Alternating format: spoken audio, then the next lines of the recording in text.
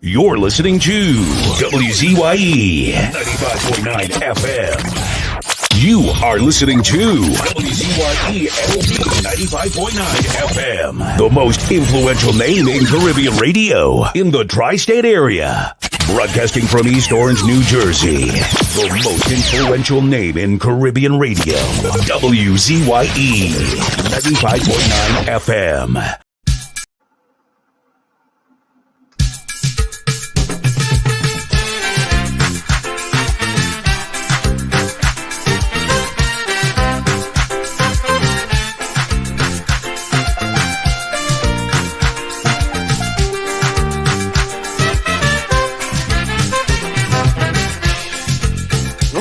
On the news each day, human lives are blown away. Mothers and fathers crying, burying their dead and dying. How many more, I hear them say? Death is the highest price. Death is the total sacrifice. Yep, brothers rather commit suicide than continue with apartheid. I just beg me, Father, each day. Tell me, Father, tell me, how many more must die? How many more? How many more must die? How many more? How many more must die for liberty? Well, how many more before you set South Africa free, Mr. Botha? How many more must die? How many more? Mistress Thatcher? How many more must die? How many more? Mr. Reagan? How many more must die for their dignity? Well, how many more before you set South Africa free?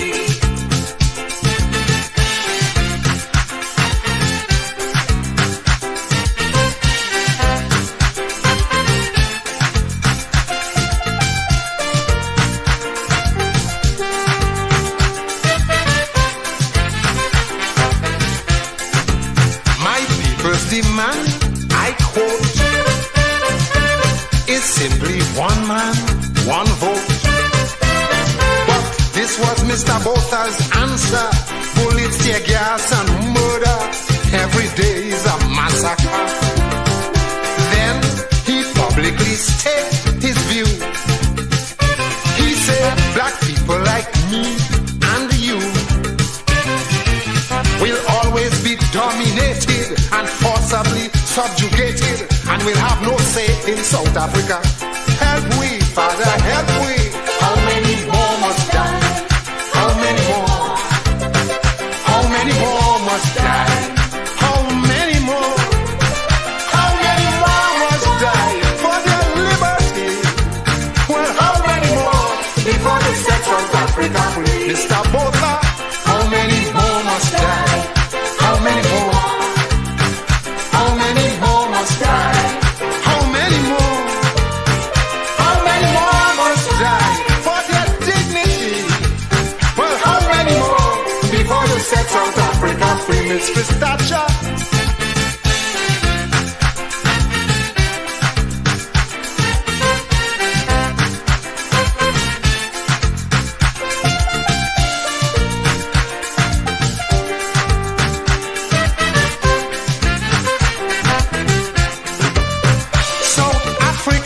Today is just a short fuse away from a total confrontation between the black and white man. We want with freedom, may people say.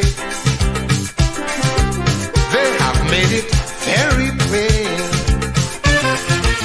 No more turning back again. Freedom is the only answer. No compromise, no surrender. Lord, I see it death in South Africa. Help we, Father, help we. How many more must die? How many more?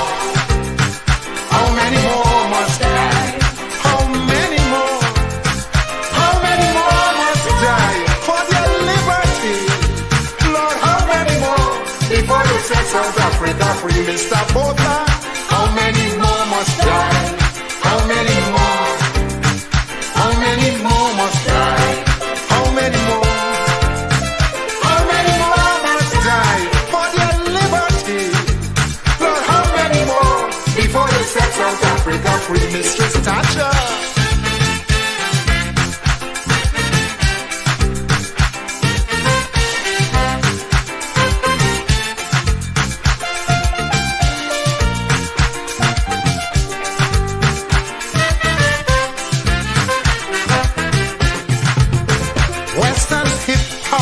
democracy,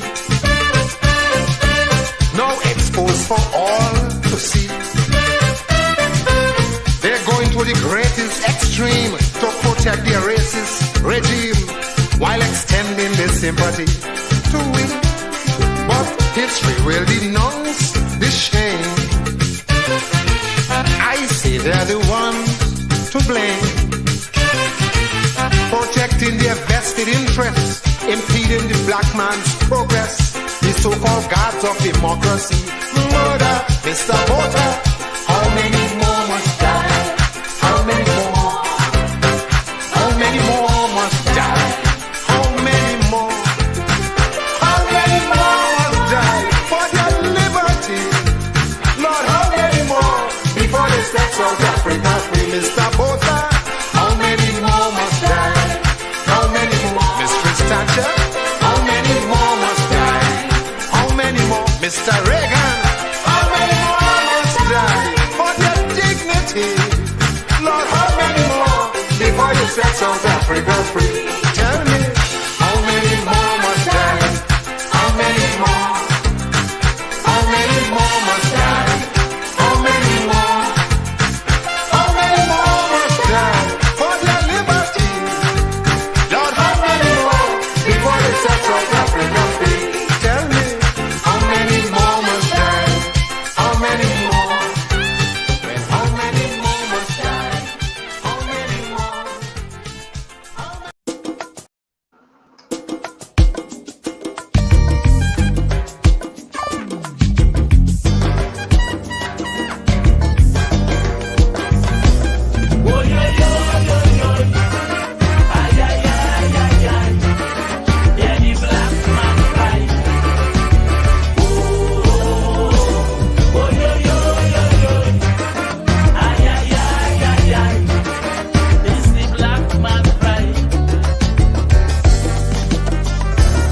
Every day we just pray to God, hoping that He would hear us. Is it to be our reward to exist for this purpose? The scriptures we have idolized and try hard to live up to, and yet we have been ostracized for the human things we do. Though we were created equal, we cannot find an equal place. Life today for us so crucial, due to color, sex and race. Children of a lesser God seem to be what we are. Children of a lesser God, streaks of a fading star. Children of a lesser God, victims of a color bar. Children of a lesser God, in a status below par. Because our skins are black, we are never fear the rod, doomed to be in the back. Children of a lesser God. Oh, yo, yo, yo, yo. Ay, ay, ay, ay, ay. Yeah, the black man cry. Oh, oh, yo, yo, yo, yo. Ay, ay, ay, ay, ay. It's the black man cry. We the children from Africa want to know the reason why. When we pray to you, Jehovah, you don't hear us when we cry. Is it that you give up on us or we doing something wrong? For other men who are unjust to make us suffer so long. Because we are in the wilderness and praying to achieve freedom from society's wickedness. Seems as if we have become children of a lesser God, struggling to overcome. Children of a lesser God, devoid of peace and wisdom. Children of a lesser God, just running from slum to slum. Children of a lesser God, hoping to find thy kingdom. From New York to Tokyo, or that's put to the sword. Victims of the status quo. Children of a lesser God. Oh, yo, yo, yo, yo. Ay, ay, ay, ay, ay. Yeah, the black man cry. Oh, oh, yo, yo, yo, yo. Ay, ay, ay, ay, ay. It's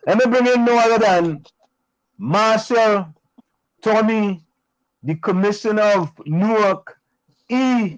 Nisbet. Tommy, how are Shalom, you? shalom, shalom, family, shalom. Shalom, I am shalom. I am happy to be here, and I really like your shirt. You have Yeah, to the one that, yeah, it's funny you say that, right? Every day I don't want none here. no, but listen to this now. Every day I sort of go through the closet and try to get something to put on that a little different. And I'm going through now. Tommy, we don't have no 95.9 WZYE shot.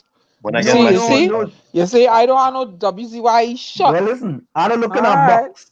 I don't look in a box here in the studio somewhere Nobody ain't give me no and shot see. to put on. I don't know. I'd ask my wife if William shooting him is Hey because D, I want a shot, but I will you know, call you and I'll give him a size. we are I not want a shooting here. shot. We are not SO13 here. We are shoots. I want a shot, No, we don't have no shooting here. We are shoots in here. but I want How, a shot. how was your independence, family? What Well, independent? What independent? let me say this, Tommy. Tommy and Diana, Wavy, Benskin, McDonald, Stormy the Storm, the Bajan, Bagonian, Trin Bagonian, McDonald. You know, on the July 4th, 1977, let me go solo here for a minute before we go here. Let me go solo here. I want to, this is, July 4th, 1977 was a memorial day for me and my other three siblings because that is the day we came to this country. And we left Schumacher Claventil building one apartment 2-1 with our one grip. Yes, we had one grip. my, my, my, A grip answer. yes, I had one grip. You know what I mean? My brother was at Taylor on Nelson Street. My brother, Selwyn, I know you listening. My brother Selwyn at Taylor on Nelson Street, and he make gabardine suits for all of us. All remember gabardine, right? Yeah, Right? yeah. Gabardine, bell bottom gabardine, right? You know, Wow. squeeze you on your leg, you squeeze you down by your thighs and your leg, and the bottom kind of flare out, right? So my brother, my bigger brother Selwyn was myself. It's four of us. Is my middle name is Silbert, Selwyn, Sherwin, and Steve. My mother gave us all the S's, right? And we left Schumacher Claventil, building one apartment, a two-bedroom apartment. After my parents have been away for about 2 to 3 years because she had to leave us to come to America to try to make a better life for us as well as for herself. So she left us there for about 2 to 3 years in the building. So, we had to learn to cook, we had to learn to wash, we had to learn to do everything for ourselves, clean everything. In Schumacher Claventil. And on that said day, July 4th, 1977, it was a great day for us that we were going to leave Schumacher and try to make something better of our lives in the United States of America. I had just graduated from Tranquility Government Secondary, and I didn't know what was in store for me. But my mother, who a single parent household, my father lived in Tobago at that time, and a single parent also, and coming here, and my parent, hardworking, she's 91 years of age, so yesterday. Yeah, Yesterday was 45 years that we are in this country. And I want to say this, folks. My brother, my two brothers, Selwyn, Sherwin, and I, we had a nice discussion last night about an hour and a half, and we reminisce about that time that we came. My other brother, my fourth brother, he was killed in Trinidad and Tobago. He was shot in Trinidad and Tobago. And up to this day, they never found the person who killed him, or they didn't have an interest in trying to find the people who killed him because, he was considered to be just another statistic. So yesterday was really great for us. But one thing sadly I can say is that I left Schumacher 45 years ago. And when I go back to Schumacher today, if I go back to Schumacher today, 45 years and 1 day later, there has not been much improvement. And the sad thing about it,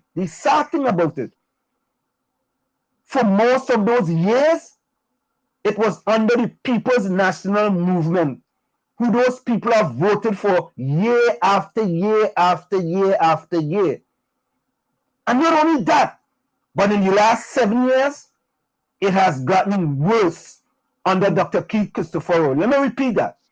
In the last 7 years, under Dr. Keith Christopher Rowley, it has gotten worse.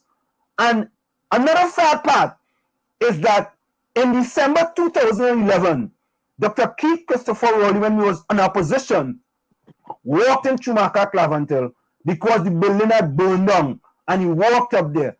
And in 2015, when Dr. Rowley came into power, I said, yes, finally, Chumaka Clavantel, right? Things are going to change for the better for them. I mean, when I say better, I mean the buildings are going to get painted. You know, the abandoned buildings sitting on there since 2011 will get refurbished, and things will look better from a mental health perspective. But, you know, today, 45 years and 1 day since I've left Chumaka Clavantel, I don't know when things are going to look up for communities like Chumaka in Trinidad and Tobago. But growing up in Chumaka, I always said to myself, your circumstances may determine who you are, but you are responsible for who you become. And hard work beats talent when talent does not work hard. That's why I was able to leave Chumaka Clavantel, come to this country, you know, get an athletic scholarship, you know, went on to college and make a life of myself. And one of these good days, you know, I am going to be able to go back to Trinidad and Tobago, especially in Chumaka Clavantel, and make a real difference for that community that I so dearly love. I commend you for what you have done. I commend you highly for what you have done. I myself, I'm going into my 50th anniversary this December, this July 9th, as a matter of fact, which is on Saturday. So, tell me, have you seen much improvement since you have left 50 years ago? I have to say, in your community, based on where I live, I have to say yes. Well, that's fantastic, really. That is fantastic, right? I applaud that. I lived in San Fernando West. Yeah, but you live in middle class area, though. That is a middle class area, wasn't it? Huh? I don't know what kind of. I don't know if you could call it middle class, but there's a lot of improvement. Yeah, that's a good thing. You know, I would like to see that, you know, all over Trinidad and Tobago. You know. Well, for me, I left St. Augustine in 1979. I went to Barbados. So now I've seen improvement there. And I left Barbados 38 years ago. I've always seen improvement in Barbados whenever I go back. Something, you know? So, and I've, you know, focused and done things for myself, you know, magnanimous things I don't think I would have been able to achieve in Trinidad. Maybe Barbados, not in Trinidad, because I didn't see the avenues. You know, when I left school, I couldn't even get a job in a bank that I wanted, but I was successful in getting on the police force. But I chose to migrate, you know, to take in the job to become a police officer. Then again, when you think about the community I came from, it was a marginal community. So each party that gets into power try to outdo the other to show that they're concerned, because they know that they can't take it for granted. So that's how I think. Well, Tommy, what I can say about what I've seen in my community of Chumaka Clavantel is that the both parties have been very consistent in their behaviors. One for a much shorter time, you know, and the other one for a longer time. You know, you got to pick your suffocation. You know what I mean? Either you go through door A for a longer period of time, or you go through door B for a shorter period of time. But at the end of the day, the result was basically the same. You know, no superlatives, Angela. What we have to recognize is that when it's a safe seat, nobody does anything. Because who is safe to, they don't have to do anything, and the other side know that they'll be, quote unquote, wasting resources. Rastel said, Good. if all the good people leave Trinidad and go somewhere else, Trinidad will never get better. And we want to come back and give back to our country. But like me, they want to give me back my ID card to make a start, Ray. Hello. I've given back quite a bit, which I don't even want to talk about right now, but I've given back quite a bit since I've been here. And I'm happy to have done so. Well, let me do these superlatives, But one thing I can say that many people in Trinidad and Tobago don't know. Many people don't know that they don't know. And if I tell them that they don't know, they still don't want to know that they don't know, even I'm giving them the information that they don't know about what they don't know. For example, right? People always say, that fellow Wall Street, he does all the calling Trinidad and Tobago. He never do nothing for this country. Nothing. Never do nothing for the country. But he won't come back home. He won't come back home and live it. He won't, because he's living up there and he happy like papi. And he didn't do nothing for the country. And I just say, sometimes, boy, and I just use this, it's better to keep your mouth shut and make people think you're a fool than to open it and confirm it. So many times, I keep my mouth shut with certain people. And then, when I challenge them, ridiculously, I go to the ridiculous. Right? I said, if you could prove what you are saying to be correct, I donate 100,000 to a charity of your choice. They can't prove it. They can't prove it. They can't prove it. If you don't know that you don't know, try to find out first now.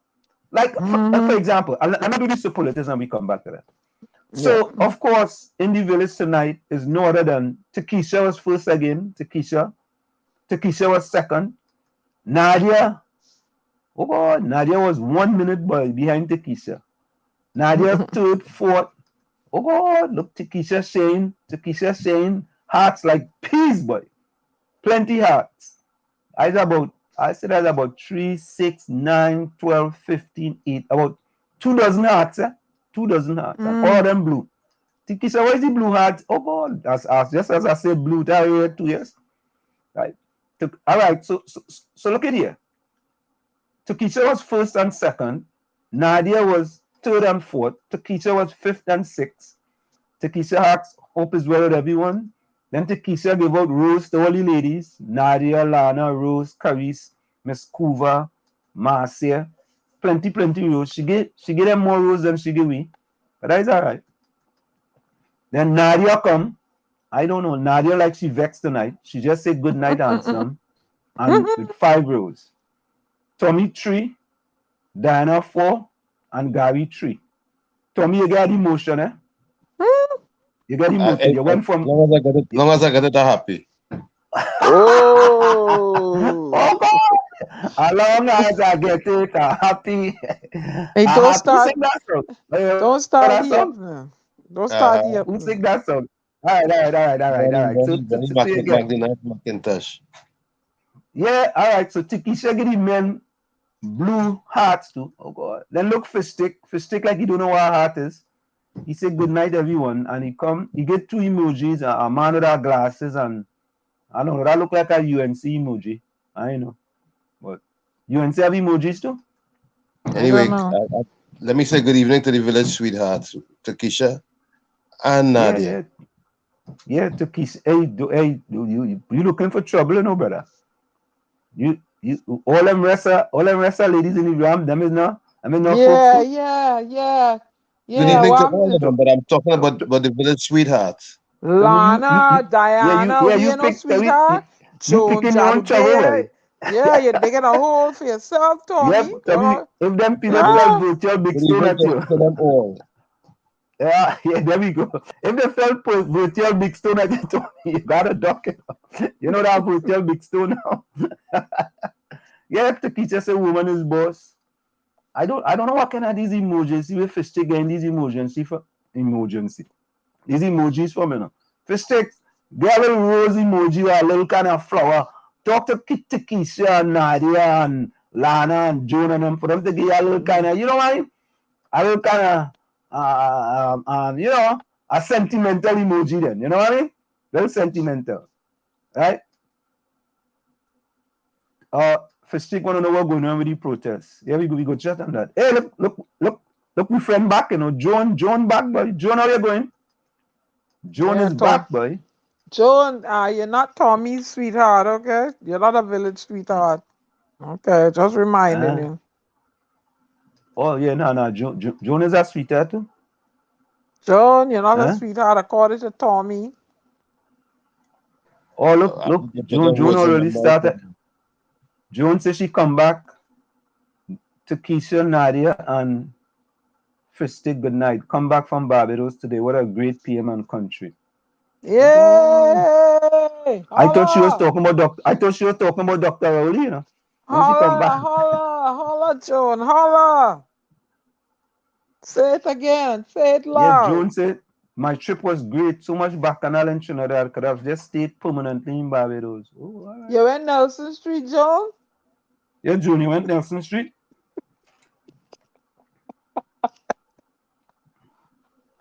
You went Nelson Street? I'm sure she passed by Nelson Street going to Bridgetown. Yeah. Albert Montano, good night. Albert come in, and the only person Albert say good night to is Takesha. All right. So you only see Takesha alone. All right. I just reading it. I just reading what I see. Although they get upset with me. You know, next thing, Albert go pelt all kind of PNM political redstone behind me. You know. Okay, so oh God, hey Tommy, like Takesha is really the sweetheart and truth, boy. Vonnie Roberts coming. Good evening, Takesha. Trust your day was most enjoyable. You give her 1, 2, 3, 4, 5, 6, 7, 8, 9, 10, 11, 12, 13, 14 emojis. Yes, oh God. Boy, Vonnie Roberts, boy. Oh God, emojis sharing like rain here in the village tonight. I see nobody get. Yeah, I think somebody gave Fistic one emoji. There's one. Diana, where was one? I don't know. Yeah. I think now. All right, two. Hey, it's really nice how the people in the village love each other. I mean, Yeah, that's because I what love in the village, you know. But Yep. let me take that back. One of us, I apologize. Bonnie says to my dearest friend Nadia and Joan, good night and blessings. Hope all is well. Stay beautiful. Oh God, look emoji. 1, 2, 3, 4, 5, 6, 7, 8, 9, 10, 11, 12, 13, Vonnie 14, said he was 15, hoping to 16, meet Joan. What? 17. Oh God, look emoji. Emoji like peace, boy. Oh God, Bonnie, right? Mrs. Roberts, Vonnie was planning to meet a woman in Barbados. Hey, but listen to this. Diana, what is that one? Look, Vonnie just said to the lady in the house, Diana, trust you had a very successful day. Blood blessings. He gave you 1, 2, 3, 4, 5, 6, 7, 8, 9, 10, 11, 12, 13, 14, 15, 16, 17, 18. I think the rest went off the page. But Diana, I can't keep a secret. Yeah, I don't know. Like Diana, she can't keep a ain't secret. doing nothing. Mrs. Roberts, your husband planning to meet a woman in Barbados. Oh God. Oh, so Vonnie Roberts, he calling us the Musketeers now, eh? And Sam, Tommy, and Gary, good night. Hope you guys are well and ready to rumble. I don't know, all of a sudden, these Musketeers, all right. Oh, we the Musketeers?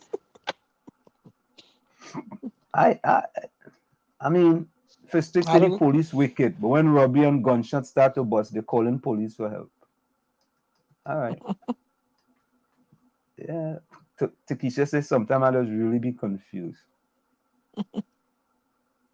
Let me see where.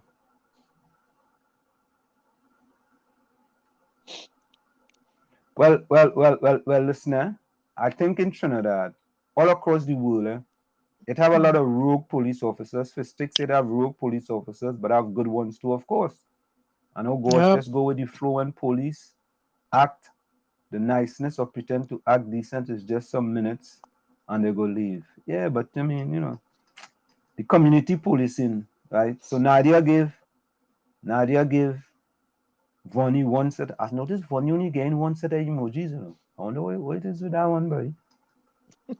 Then Lord, Nadia give June some emojis. Albert coming for you tonight, boy. Good night, Albert. He said, What Aisha, Albert? let go the dogs on you, boy. Eh? Hey, only wait. Let me leave Anselm alone now. I'm tired of all, Leave Anselm alone and leave my prime minister alone. Stop bullying my prime minister. Leave Wall Street alone. I get vexed with all, Good. All right.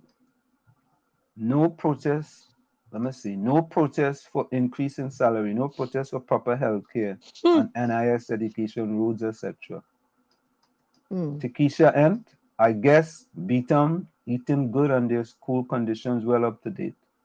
Oh, you didn't see the video what move have until school? Eh? And they get them a $4.5 million pool. They are no fan. The place, they are no chairs.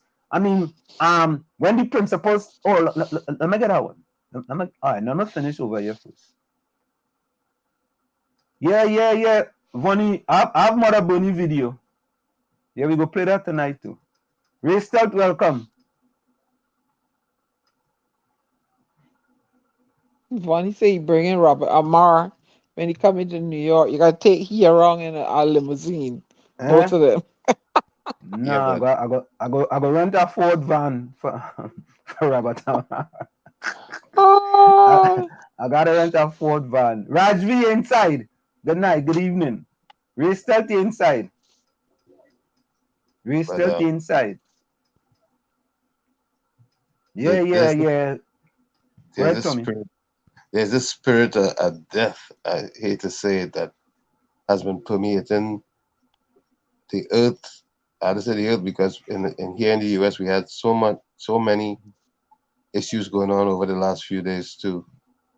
Yeah, but I know joking. The night Miss Coover. Yeah, and the guy he dressed up as a woman.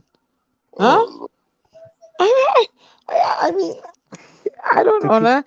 People hell bent on that, boy. Yeah, it's just a fish fete is 400 to 1,500 and people balling in this country and they're going on wine low.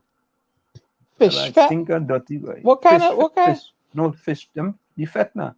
Because I want to know what kind of fish for $400. No, they're going fish fete. They're going on wine low. Stink and dirty. I mean, that's how we like it, so Any morals?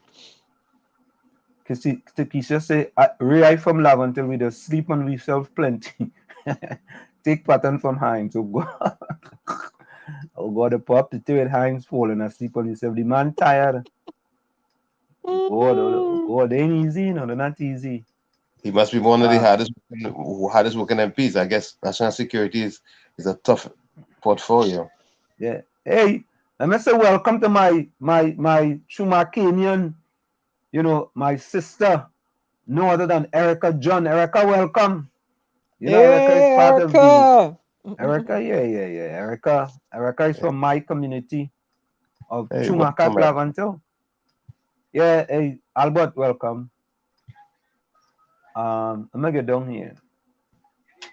Hey, chat going real fast, boy. Miss Coover, good night. How are you? What taxi inside? Hey, when you come, give me a call, man. I don't know if I could get that same limousine I get for Dr. Rowley, but you come in with Robert? Nah, if you come in with Robert, you can't get a limousine. I'll get you a Ford. I'll get you a Ford van. I'll go get you a Ford van. That's what I'll go get you. Oh Lord. Yeah, hey, Vonnie. Get him a Uber. Oh yeah, Vonnie. I'll get him a Uber. What is the other one? Lyft. A Lyft, yeah. I'll get Uber or Lyft. Or they have other ones where you could go and take the car up and drop it up in another place. I'll get that one for you. Vonnie to do get them a self-driving car. Yeah. Tesla supposed to have self-driving cars, right? Yeah, they're gonna end up in they go drive straight down to Mexico.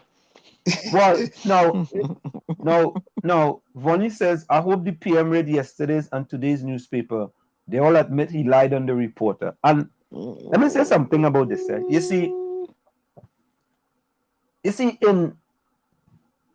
I have said this, right? As a prime minister of a country, you are the representative of the people of the country. Whether you are whatever size of the political divide you are on. All the people, all the people. So if you are going to go out of a country for over a week, right? You have to report back to the people, because if the shoe was on the other foot, boy, it would have been level cost in Trinidad and Tobago, level cost. You see, and that's part of the problem we have in Trinidad and Tobago.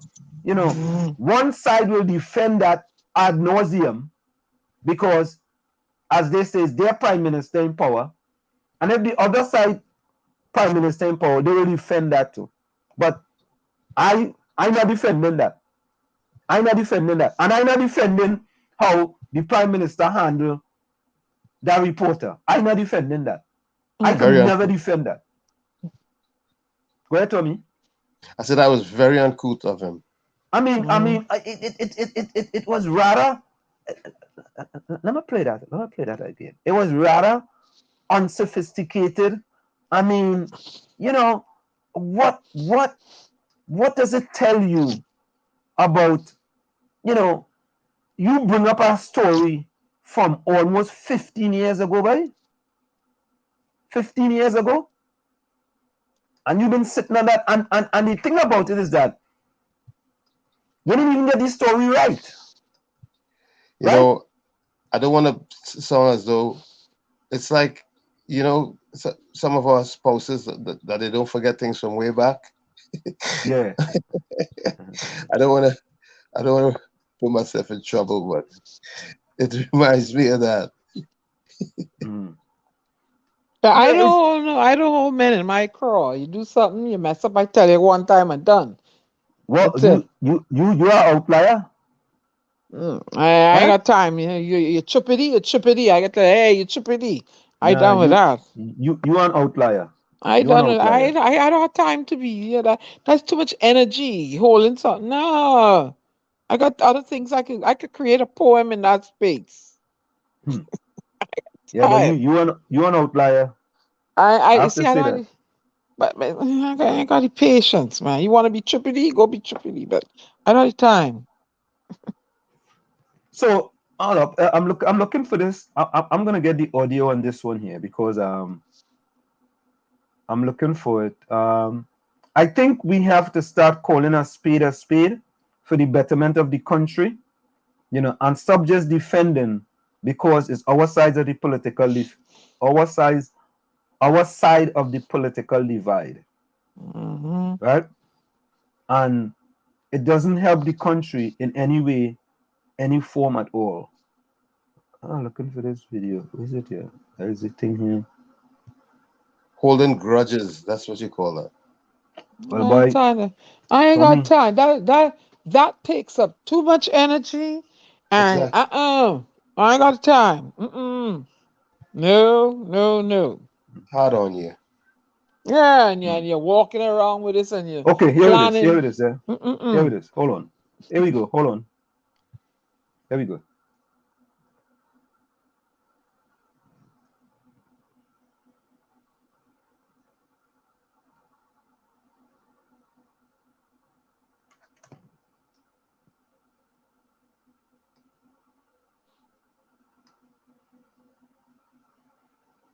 Fine. Stop playing. Are you hearing it? No. Okay, hold on. We're not hearing anything yet. All right. Okay. All right. So what I'll do, I'll send it to myself and play. Okay. Yeah, because I think I gotta fix something here. We had fixed the phone before, and I think something went wrong with it again. So let me send this to myself, and then I will play it. Yeah, then I'll play it. Yeah. So I think we have to call a spade, you know. Um, Mm. if we see something happening that's not right for the country, we should say that it's not right. Yep. And what the prime minister did was absolutely wrong. Absolutely. There's no if, buts, or maybe about it. And all the type of excuses I'm seeing on social media, right? I mean, you're just defending because, listen, I'm a PNM, right? And you don't have to defend everything. If it's wrong, it's wrong. If it's wrong, it's wrong. You try to defend the indefensible. And that ain't making much sense to me. That ain't Mm. making sense. That just not making sense. But listen, that is how we is. Oh yeah, that's how we is. That's how we are in Trinidad and Tobago. We feel that whenever our party in power, we have to defend, to the hilt. So, you know, we do what we have to do. But But I they just don't say see it. they say he have absolute power, so So because you have absolute power, you have to do that. Is I that what it guess. is? I guess he can do what he wants. But But I, I know our guest tonight will help put some clarity on that whole police fiasco that is about to unfold. Police commissioner fiasco. but I am very. I want to see how that's going to unfold.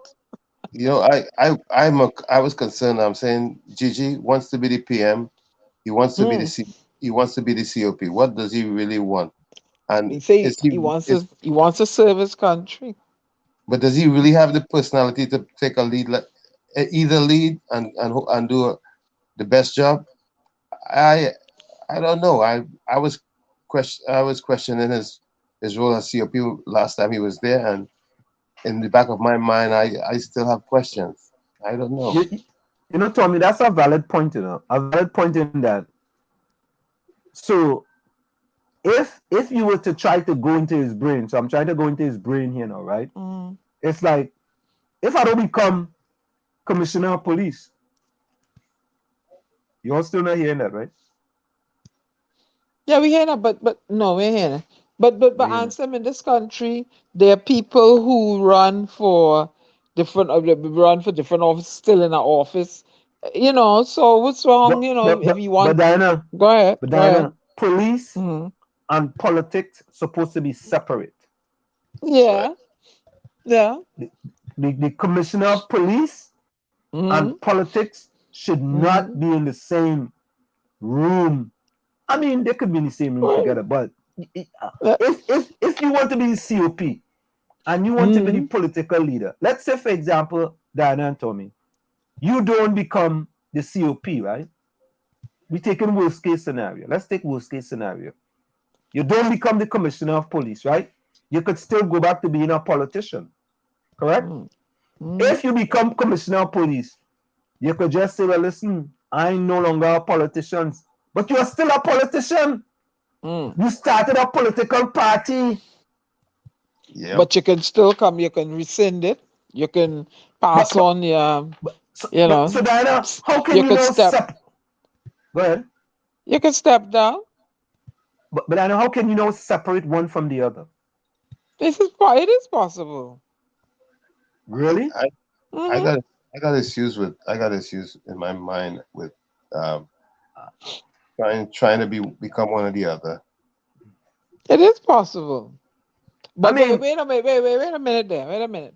He was Minister of National Security, right? Right. correct. Then he became police commissioner. Hey, But wait. What happened with him as Minister of National I Security? don't know. But Okay, hey. but that's the question. What happened with him as So Minister of National Security? it What is happened with possible. him? What I happened with him don't. as COP? Well, according to what the prime minister lost confidence in it.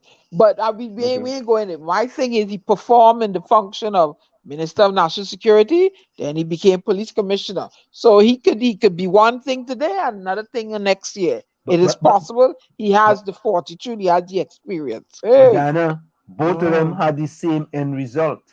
mm, Because Both of of them because had of who is in charge of the country.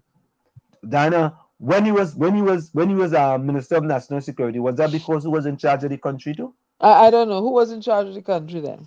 Kamla Prasad Besesa. Okay, and what happened? Why did they what They get happened? rid of him. They get rid of him. Why did they get rid of him? Something to do with David West and some problems with some witness or some type of tampering or something. I don't know the full details, but somebody in Okay. chat can tell us the full details. They get rid of him or he resign, one or the other. Resign or they get rid of him. Right? Get rid. So is it job incompetency or is it corruption? Is it No, what? no, Dan, at the end of the day, they had to get rid of him. So there was something there that caused them to get rid of him. So Or it caused him to seems. resign. So it seems as though anytime he go anywhere, he's forced to leave. Why? Not forced to leave. Or he's kicked out. He's gone. We're not forced to leave. Well, his tenancy is interrupted. Let me put it like that. Then. Well, But well, why? Why is it? but Diana, at some Is it? point, you have to look in the mirror. At Is his some son? point, Okay. it's at some point, you could always think it's somebody else, But you say about the man in the mirror, you have to Okay, look in the I'm mirror if listening. many of these positions that you have ending up in the same end result. Could it be? You know me. Could it be possible that people see him as a threat? You mean see him as a threat? Well, you was Minister of National Security. What threat you can be? I don't know. Well, Probably see. Go ahead, Tommy. I thought I've been given a lot of thought to Anslim's questioning him last session when he was here, and the way he responded to some of the questions, he has the same bullying attitude that now exists with. Mm-hmm. I tend to agree. He has a brusque way of No, Dana, you trying to be diplomatic. no, I'm He's not. a I'm not. bully in a China shop. He's a bully. His Yeah, he behavior has a. he has a he and the prime minister, right? Both of them need to What? go up to the farm in Tobago and see who's the biggest bully. Two of Oh them. Lord. Who's Yeah. the biggest bully on the farm?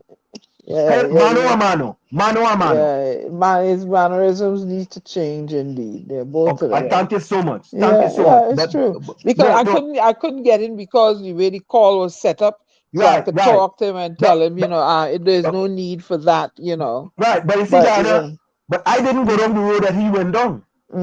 And yeah, people have told me, they say, Anselm boy, we gotta congratulate you on how you he handled that. come back. I Yeah, he leave come him. back again with that attitude. And I was Yeah, like, it seemed like why, if why, now for a why? simple question that was Yeah, under your watch, and it wasn't a question it was a factual question. yeah, There wasn't no why? misstatement, and he gets so upset. He was so upset, right? Exactly. So that means to say he could be triggered easily. His personality doesn't really line up with the position, both positions that he wants. Either position, his personality, as far as I'm concerned, doesn't line up with it. Yeah, Okay. I mean, and once you question him, right, and you feel like, for example, when I talked to him about the second and third highest murder rate, oh God, the only thing he didn't do was to cuss me. That the only thing he didn't do was to cuss me, right? But I learned from that. I learned from that interview, and the other time he came back, it was very cordial. But what happened is that he reverted back to his behavior in the last interview, and it wasn't called for. It really wasn't Yeah. called for. You know what I mean? If I'm asking you a simple question, right, and you believe that you don't want to answer the question, don't go into the gutter. Don't go into the sub basement. The man went into the sub basement. You see, and Somebody, you go ahead. somebody in the chat say, and you could be talk show host, coach, and professor. I know what you mean by that. You That like would what? Johnny, and you could be Meaning lecturing that and you're talk show. multitasking. Meaning that you're multitasking. You do several. You're wearing several hats. Yeah, it's a different with what we're talking about here. We're talking about national So national interest. This is of millions of, this is of 1.4 million people. I'm in a class with what, 36 kids, right? Compare the man who had in control of thousands of people, 3,000 people, or 1.4 million people.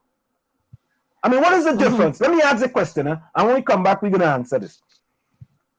With respect to behavior, what is the difference between Dr. Keith Christopher Rowley and Gary Griffith? With respect to behaviors, what is the difference? I've been juggling that in my mind since the last interview, and I have concluded that I don't see much difference. Anyway, when we come back, we can talk about it some more. Yes, thanks, Tommy. When we come back, we're going to talk about that. So here's the question. What is the difference in behaviors between Dr. Keith Christopher Rowley and Gary Griffith? We'll be right back. It's In the Village with the Dark Triplets on WZY 95.9 FM. We come to every Tuesday, Thursday, and Saturday from 7 to 10 p.m. That's Tuesday, Thursday, and Saturday from 7 to 10 p.m. You're listening to WZYE 95.9 FM. You are listening to WZYE LP 95.9 FM. The most influential name in Caribbean radio in the tri-state area. Broadcasting from East Orange, New Jersey. The most influential name in Caribbean radio. WZYE 95.9 FM.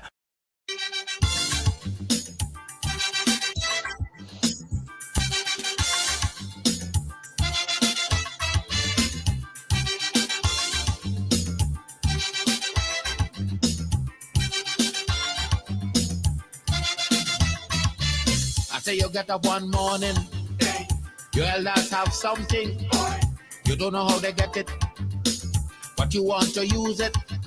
But if you ask them old people to get the things what they went through, ask them this any day, and your parents sure to say, black man have to keep on jamming, or black man to get a little something. Make up your mind, brother, that you're able to get a pulley and jam with the devil. Why? Black man have to keep on jamming, or black man to get a little something. Make up your mind, brother, that you're ready to swim offshore and hold your boat steady. Black man have to keep on jamming, or black man to get a little something. So when you hear you get a little something with that dragon, now you keep watching, because I don't tell you already. Black man do get nothing easy.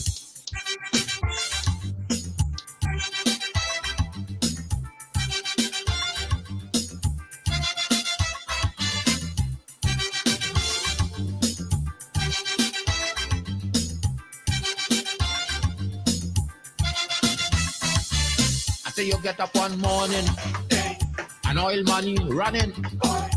How it come you don't know, so that it can how the thing go. But if they read about Uriah, you wanna find out the pressure. How we get so much own hell to get a penny from TLL. Black man have to keep on jamming, or black man to get a little something. You got to take up your own cash money, pay people for your own refinery. Black man have to keep on jamming, or black man to get a little something. Make up your mind to be a magician, to make money out of scrap iron. Black man have to keep on jamming, or black man to get a little something. So when you hear you get a little something, with that evil eye you keep watching, because I don't tell you already. Black man don't get nothing easy.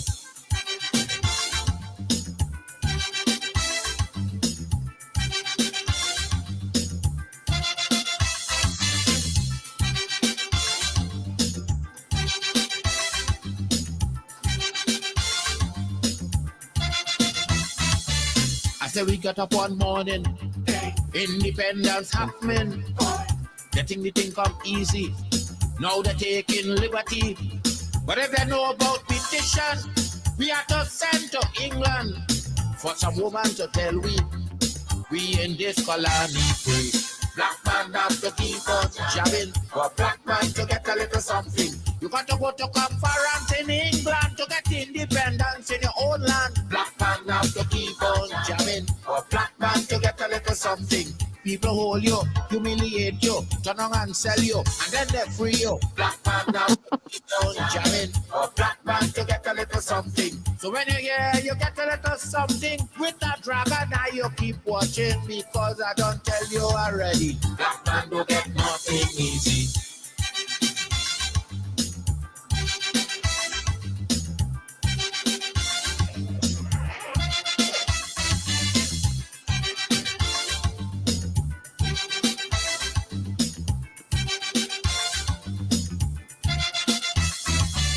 So when a black man gets something, he got to start thinking. You get it there easy. You got to practice economy. From getting licks from the slave master to become the landowner. Brother, it's a terrible journey. Back with plenty brutality.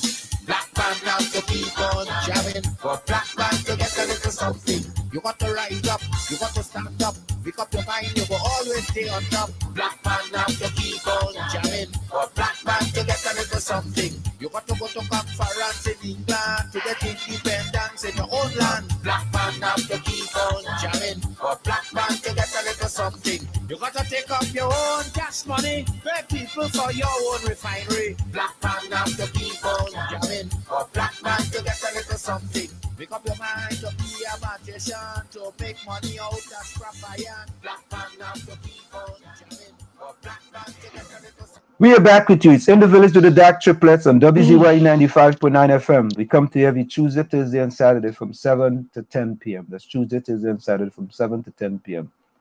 Fish Stick, I think you say you sent me the video. I will have to open up something else in order to get back. Okay, Chris Watson, welcome. Vonnie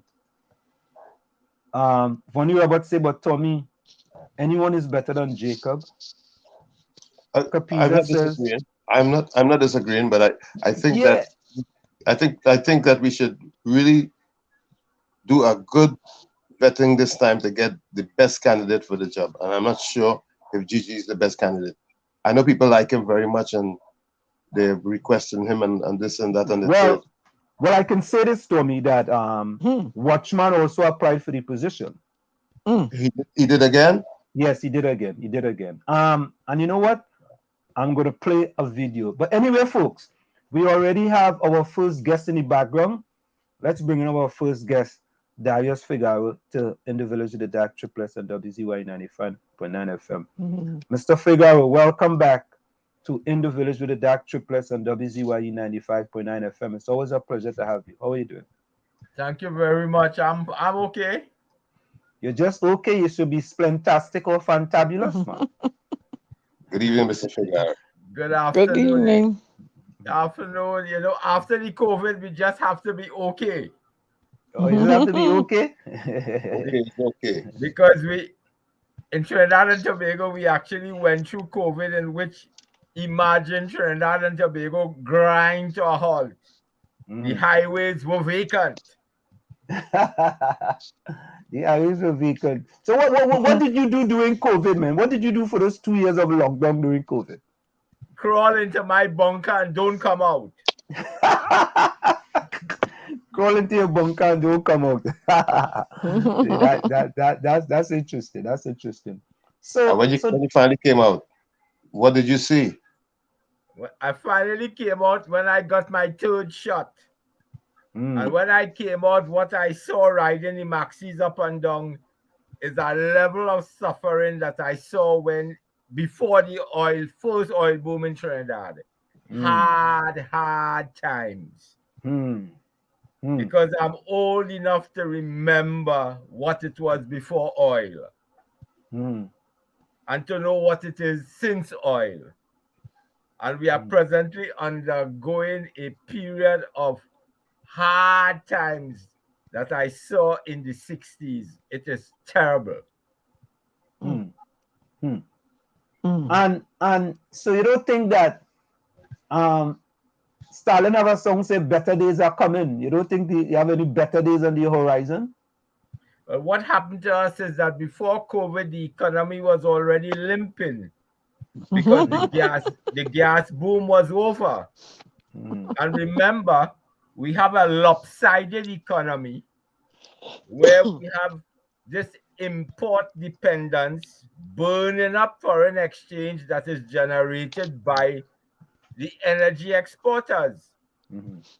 But the major burners of the foreign exchange to import all sorts of things, that when you're going to supermarkets, the latest things that you see on cable are in our supermarkets. But those who are burning it up don't earn it. They don't export. And what is happening to us now is that it is there on the shelves, but people have no money to buy it. You know, it's interesting you say that, right? I saw a video 2 days ago that was made by David Mohammed, whereas Kiss Bread has a new type of bread called Pala bread. And Kiss made the bread, I'm quoting here from what David Mohammed said. Kiss made the bread to make it look like if it was a minority company making the Pala bread. And the regular Kiss bread was $17 on the shelf, and the Pala bread was $10. And people were thinking that maybe I'm supporting a minority or a black company I'll be right back. by buying the $10 bread when, it's the same company doing the same type of thing. So, I mean, is that normal business, or is that a sort of misleading business? What is happening, my brother, is that spaces in the economy, that in the distribution sector of the economy, that were normally left untouched by the conglomerates for persons as ourselves to try something in. Every single space now is being grabbed by the conglomerates. So what is happening to us is that people as us getting squeezed out even more intensely, turning us into forever seeking wage employment rather than being able to make use of our talents to be self-employed. It's interesting you say that, right? I also heard the Scrap Iron Dealers Association saying the same thing, that they want to now impose certain type of permits and all these different type of things to make it more difficult for them in order to continue with this business. And when that happens, is that the big conglomerate going to easily move into those business, and then those people who own that business, going to become workers of these new conglomerates. So it's interesting that you say that. Yes, because the scrap dealers are steadily complaining that they cannot get into the huge reservoirs of scrap products that are held and owned by the state. That is an exclusive preserve for special and select operatives. So what you're implying is that corruption is going to set in and upset the whole apple cart. Yes, but what we have in Trinidad and Tobago with the politics of race is that we have this rapacious oligarchy that exploits every aspect of the wealth generating capacity of the nation to the specific benefit of themselves, thereby locking out the majority of the population from being given the opportunity to develop our entrepreneurial skills. So it is deliberate to keep us as wage earners, and the reality is the wages ain't cutting it, because the model they have accepted in Trinidad and Tobago is the Jeff Bezos model. Yep.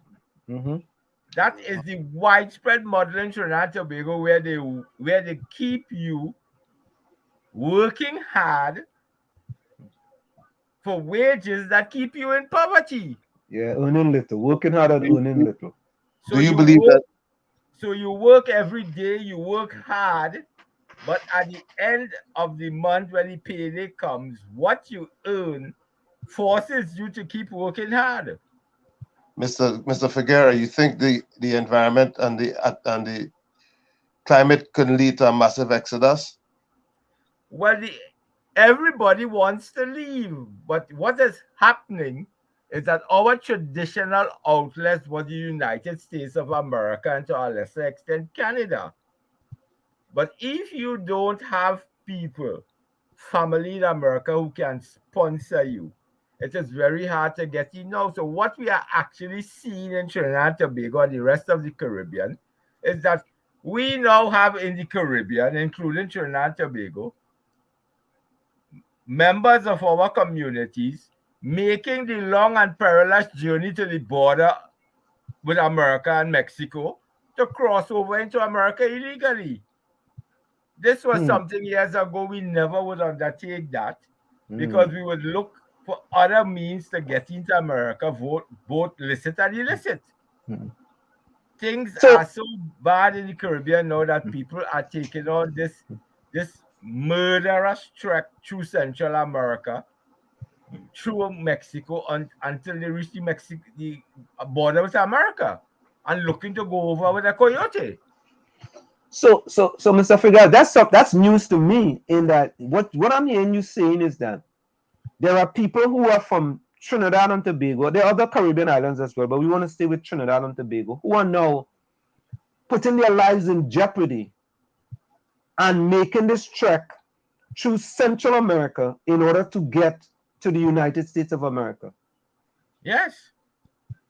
We had one instance where a citizen of Trinidad and Tobago drowned on an illicit crossing from the Bahamas into the USA. Wow. That's unbelievable. That is unbelievable. Tommy, did you know that, Tommy? No, that's news to my ear. Yeah, I'm sorry, but I didn't know that either. But we could see from the cruise ship employment opportunity what a dire situation we have on our hands. But what was noteworthy and heart-rendering about the cruise ship reality is it's young people, the future of Trinidad and Tobago, who are looking to get out by any means necessary. So and they know exactly what is the type of labor they are going to, but they don't care because, as they say, it is better than what they are faced with here. So, Mr. Figuera, would you say that this sort of exodus have really increased prior to the pandemic or after the pandemic? Or the pandemic was a cause for that, or the economy of Trinidad and Tobago was the cause for that? Well, the limping along of the economy before COVID increased the push, because we always, from the time I grew up, I knew it, and I'm 67 years old. We always had this dream to migrate for better. Correct. And there were periods in our history when the push would become like a wave. What has happened to Trinidad is that the push was on with the limping of the economy after the end of the gas boom. But COVID and the destruction of the economy that came with the lockdown, that was it. Now the oil refinery has been shut down, and that probably was a major contributor to the limping and so on and so forth. We saw a window or an opening that the refinery would have sufficed and done well with. Do you still believe that if we restart the refinery, we can get the economy back up? The question is that the refinery is a necessary part of our economy. That entire area in Marabella goes straight southwards, has been decimated with the closure of the refinery. This is true. And it is not recovering because there is no investment. What is happening to us is that the longer the refinery stays closed, because I have been following for years what has happened to the other refineries in the Caribbean that have been shut down before ours. The one in Curacao, the one in Aruba, the one in US Virgin Islands. And what happens is that from the time you shut it down and you are looking for investors, it takes a phenomenally long period of time to finally settle and get it going. Yeah, because the longer it stays down, is the more expensive it is to bring it back up. Exactly. And what you get is a lot of vulture investors who literally want to come and suck your blood and then walk away and leave it for you as scrap. And Curacao had that bad experience. Aruba had that bad experience. US Virgin Islands had that bad experience, where all you were getting is these vulture investors. So the refinery in Curacao is yet to recommence. And that has had a dramatic impact upon the Caribbean economy, as what is happening in Trinidad and Tobago. So what it is went through the Prime Minister of Trinidad and Tobago's psyche in order for him to want to close that refinery, knowing that thousands and thousands of people will be on the breadline, and this could have a drastic effect on the economy. What would allow a person to make a decision like that and to almost bring the country to a standstill and eventually, maybe bankrupt the country? My personal point of view is that the decision flows out of the personality of the individual. Wow. Whoa. What do you mean by that? Because over the years of observing the individuals in our political domain, what you understand, and it became manifest from 2015, is that the Prime Minister is an individual who does not have an aptitude to think outside of the box, to take risks with a potential of blowback on him and his political career. It's the same attitude that you see manifested with the handling of the COVID pandemic. If you look at the handling of the COVID pandemic, you see the same attitude, the same worldview applied with the same consequences. If you compare to the way we handle the COVID pandemic, the way the new president of the Dominican Republic handled the same problem, and how the Dominican Republic came out of that pandemic with an entirely different economic condition than what we are in now. And you see the difference in personality and the willingness to take risk versus a conservative position that perpetually seeks to protect himself from blowback and to show up political longevity. So, for example, we waited without vaccines until WHO, which is a totally politicized organization, which does not work to the benefit of third world people, waited until they gave approval for a vaccine.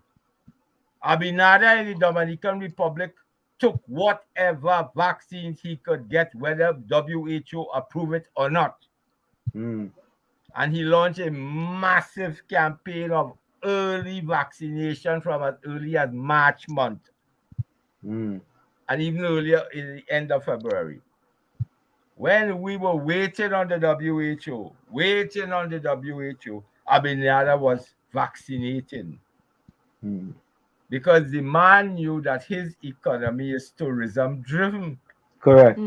Yeah, but we have to remember that he had the insight and the wisdom to decide, since tourism wasn't making it and the CBD and cannabis business was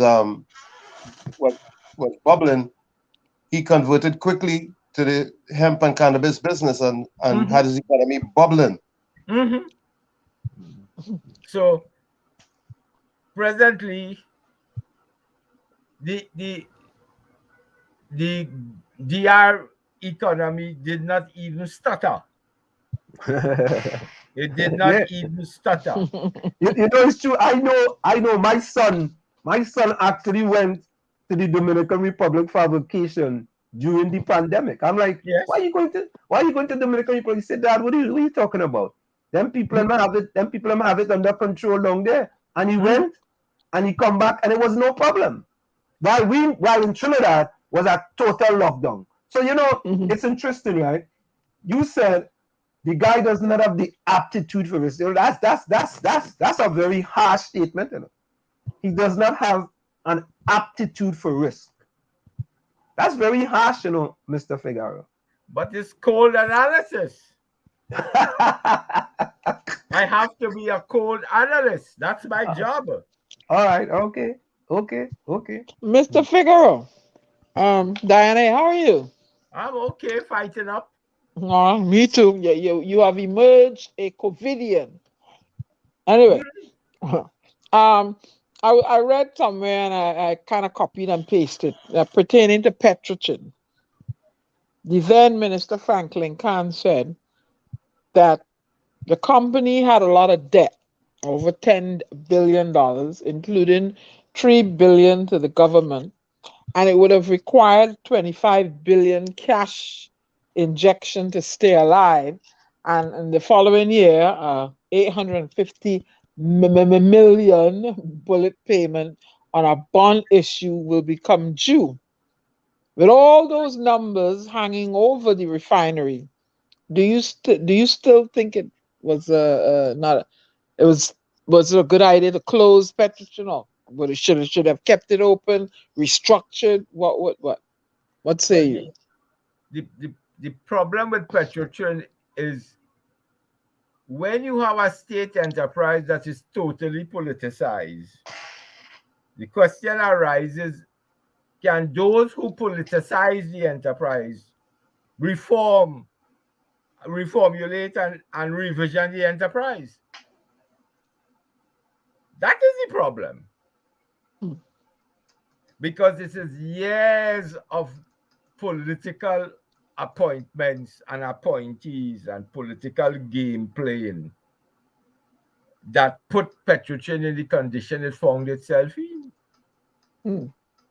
So what we are therefore asking is that the nation's interest demanded that you get up one morning now and sever all the chains and let Petrochin loose from the moorings and let it find its own salvation. But it was considered an asset to the country that should have been protected at all costs because it's been there since 1917 or earlier. So how why did Prime Minister Rowley let it go like that? Even though there's evidence, it is documented that it may have been hemorrhaging, could it have been salvaged? I mean, I heard him said that he offered them, meaning the workers, a plan where they might have ended up being part owners of it, and they refused. Was that something that they should have considered? Well, what happens to us is the nitty-gritty of it, because you can say you offer workers, but what then did you offer them? Because who you put in charge, who you put as chairman of the board for Petrochin, who ended up being the person who put down the work on Petrochin. Just look at his history in the private sector of Trinidad and Tobago. So who owns Petrochin now? Anybody know? Or just sitting there, a big set of iron? Petrochin is now vested under the new heritage matrix. Yeah. The new heritage matrix. Explain that to me. I ain't too smart, you know. Well, they created new companies and vested the assets within the holding company and specific companies that hold in it, that part of the holding company that I call the heritage matrix. So ain't he supposed to inform Trimbagonians about what's going on with Petrochin, especially workers that were retrenched, were let go? No, well, all that we are kept abreast of is the biddings. Yeah. Who have bid? That's Quanten and Quanten. Who just they get rid of them from, I think it's in Aruba. They were supposed to be helping them open the refinery in Aruba, and Aruba just disqualified them or whatever from doing that in Aruba. But Mr. Figuera, going back to the numbers that Diana announced, right? I just felt that the Prime Minister wanted to put fear into the people in the country that petrochin was a drain on the country, and this was the best thing to do for, because when you hear about 25 billion and you start to hear billions, people in the country start to get kind of scared and say, well, the government need to do this, right? To me, and just recently there was a freedom of information that was received by what's his name, Aboud, with regards to money and petrochin, and it showed that petrochin was making money. Was that a fair attack, not attack, a fair kind of way that the prime minister was putting off to the people, just like how we put fear in the people with respect to COVID-19 and the people coming back into Trinidad from outside of Trinidad and Tobago? Oh boy. Well, you see, again, I come back to my analysis of an aversion to risk. Now, let's talk basic business now. Let's talk hustle, because we're good at hustle. Caribbean people are hustlers. Word. Just watch us in United States of America. Yep. Now, do you get out of a business where the major energy transnationals have divested their assets in that business, and therefore the refining capacity of the Western Hemisphere is not increasing, it is diminishing? Do you get out of a business where the existing refineries that produce gasoline and diesel for the United States of America continue to be aging plants, especially in Louisiana, and there is no new investment in plants as that in the United States, given in spite of its huge market for these carbon-based energies? Do you get out of that business?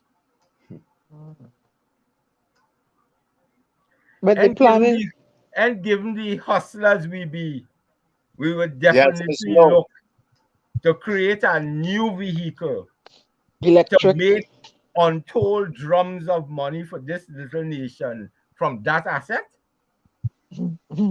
Correct. But they plan to bring in electric vehicles. He said so. They are digitalizing Trinidad and Tobago. And Mia Motley made a plea to the forum there, where was it, in Belgium or here, that they need to reduce by not 1% but 2% because of the size of Barbados and those small islands.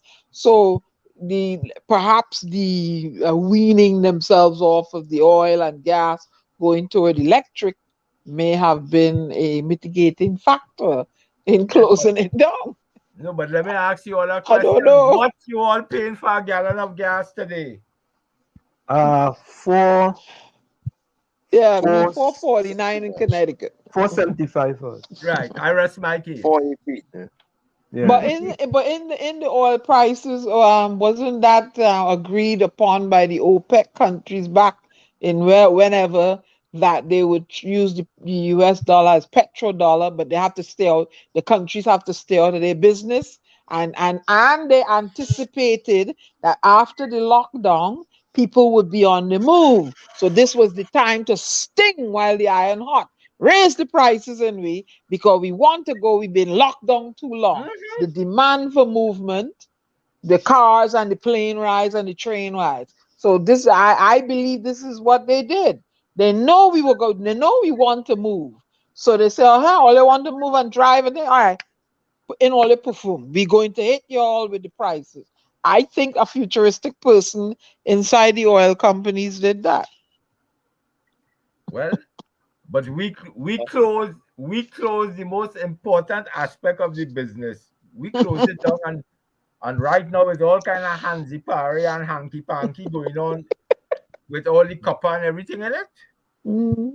But I think the war in Ukraine had a lot to do with it too as well, with respect to the gas prices, because I mean, gas prices didn't start to spike, until after that war started, and all of a sudden in this country, you could have got a gallon of gas for like $3.25, right? That was before the war started. But as soon as that war started, it was almost every day on a daily basis, the price of gas was changing. And But Anselm, everything went up after people started to emerge from the lockdown, from the pandemic too.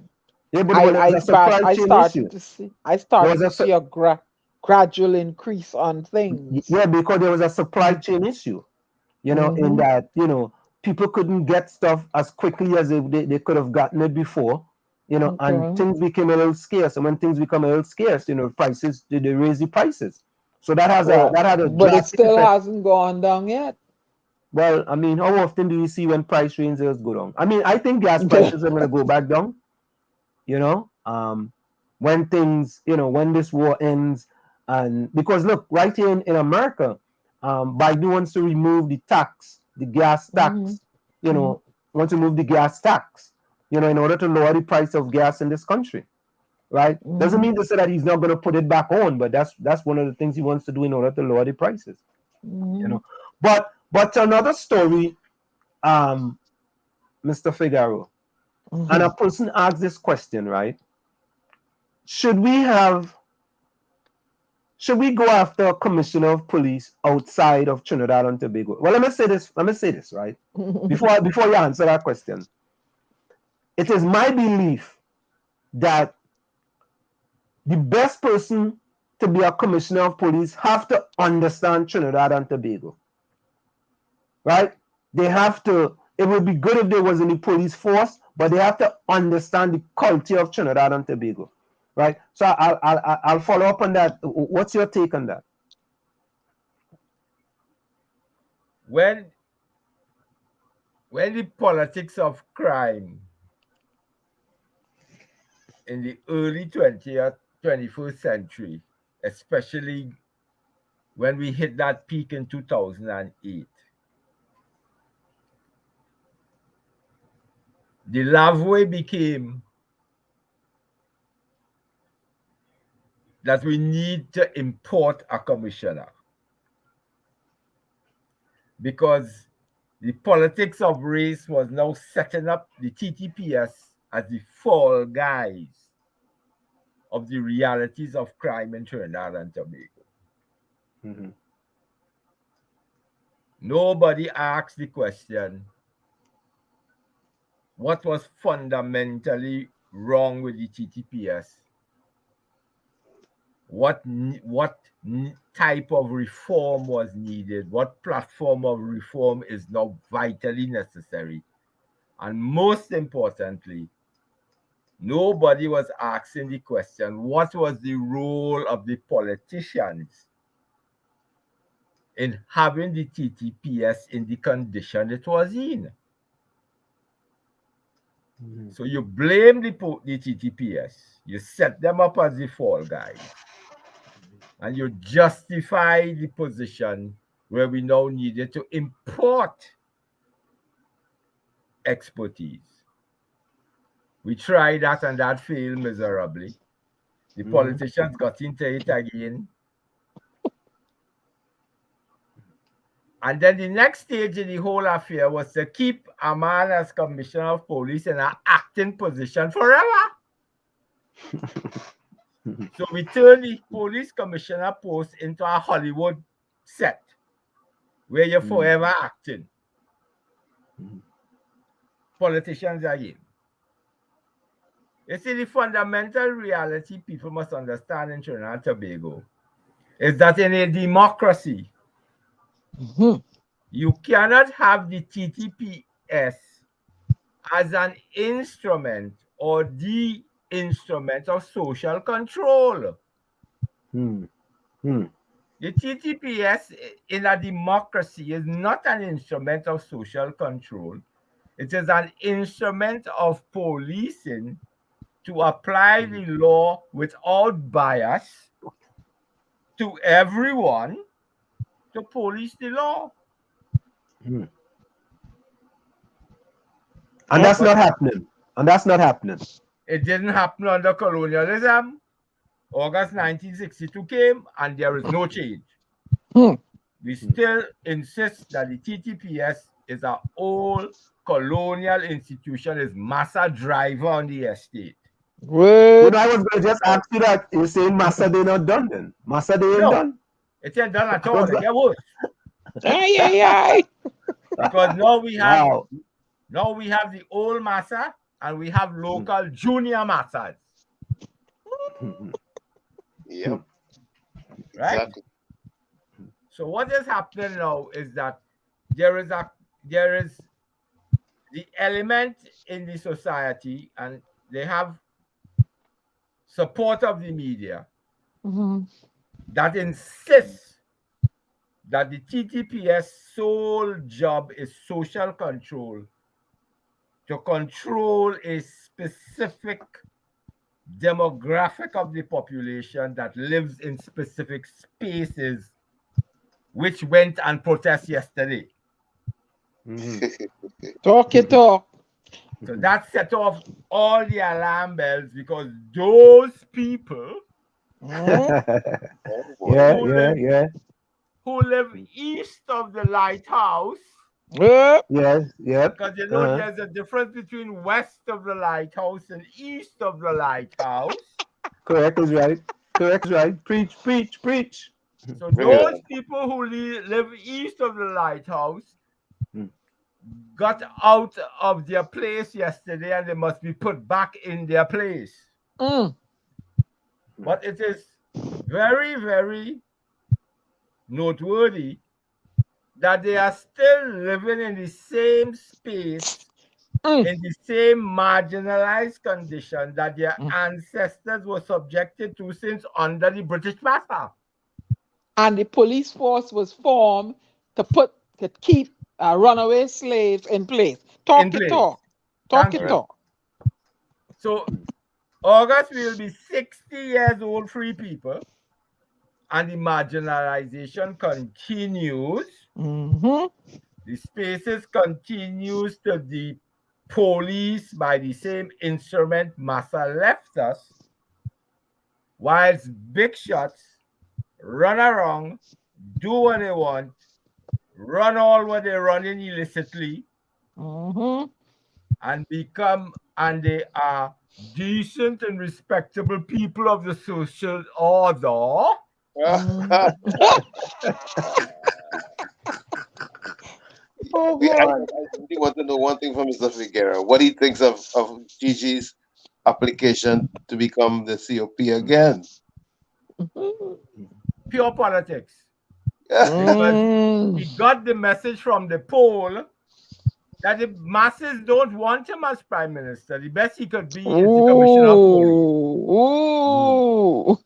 So he got a left and a right to the head of Babylon. But what poll is that? Saying is that no. The political poll, they may have done a poll with him trying to be prime minister, and he got back. It wasn't gonna work out for him.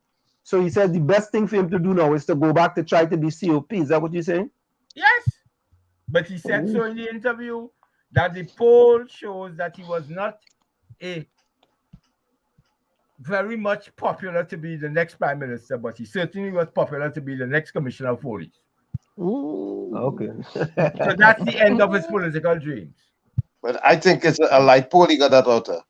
Oh, Lord, Tommy. Easy. Any poll will give him the same word. Because you see, welcome to the politics of race. And you're not very popular in the East-West corridor. Yeah. But Mr. Figuera,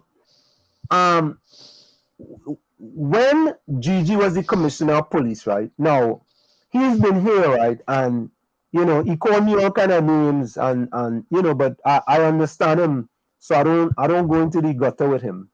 I leave him let him go into the gutter by himself, and I stay up in the penthouse as much as possible.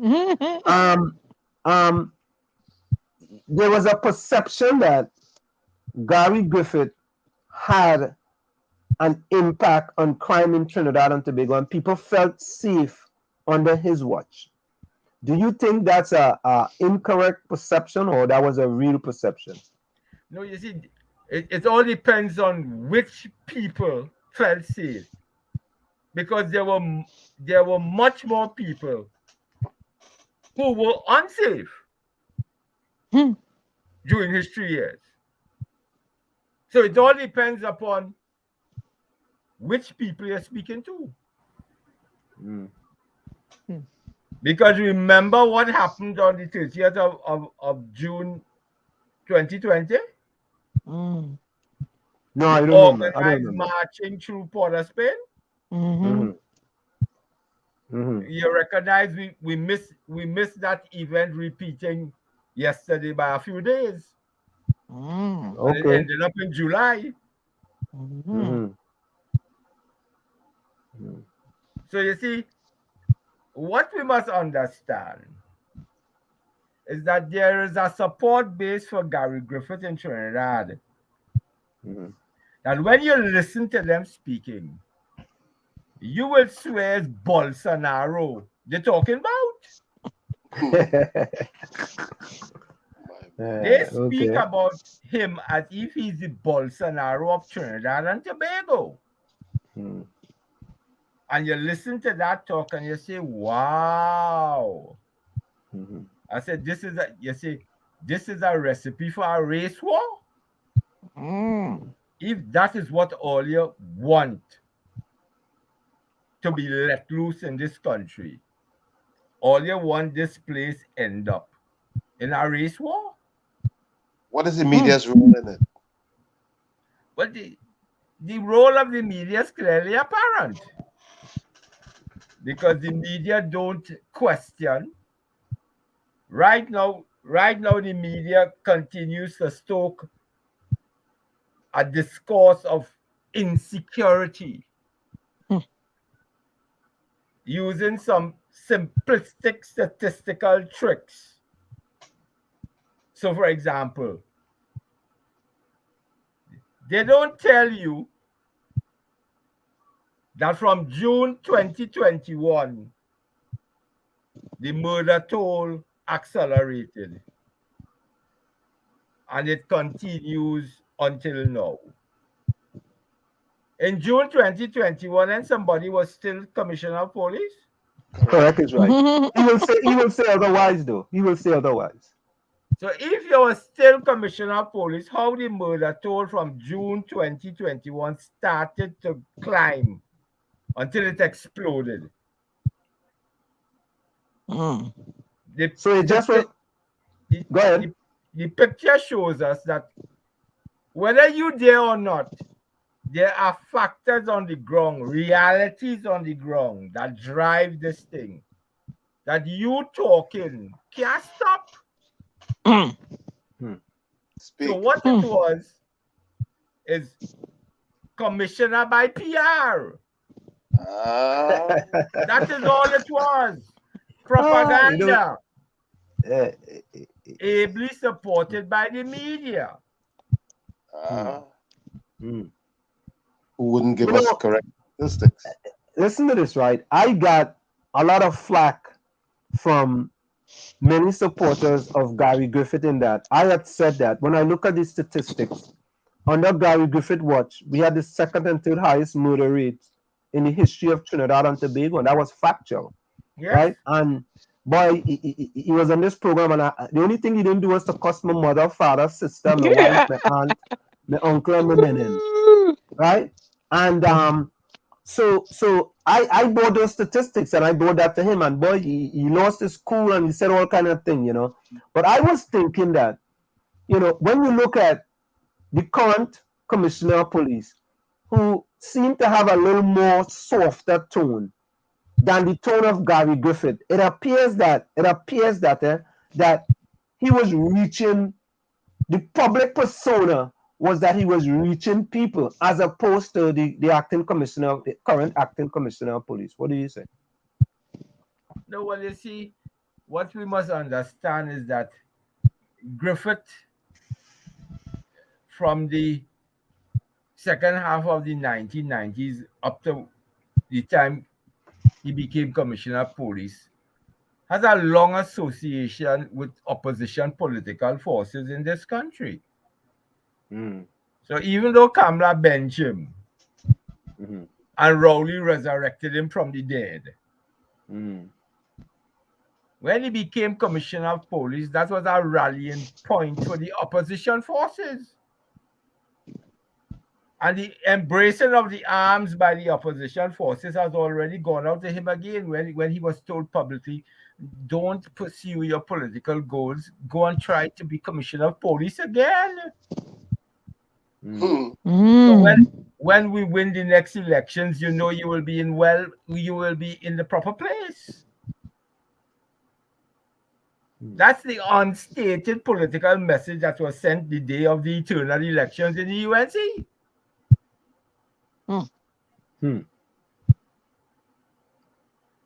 So he always had a following. He always had a following from those especially who view the African as an imminent threat. Wait, Gary, where are you?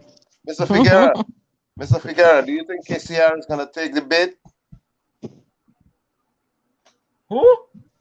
KCR.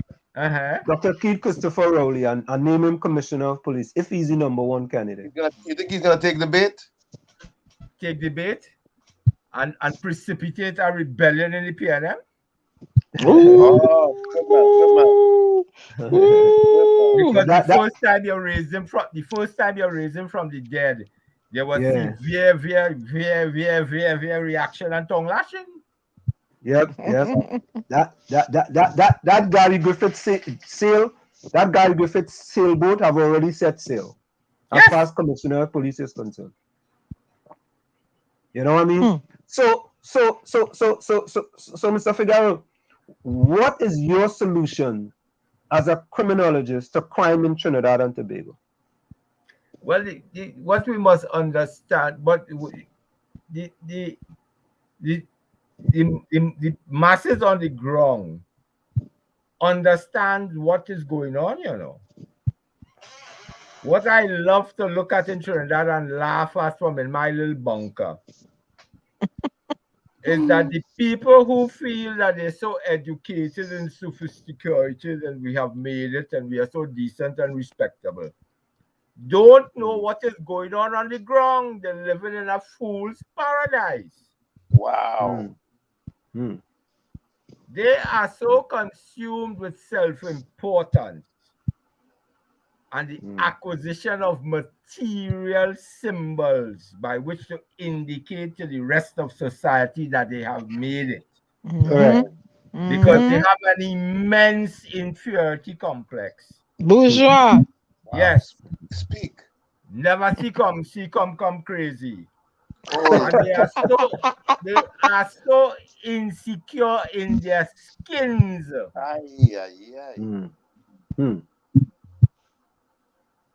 That they simply don't understand and will never grasp the reality on the ground.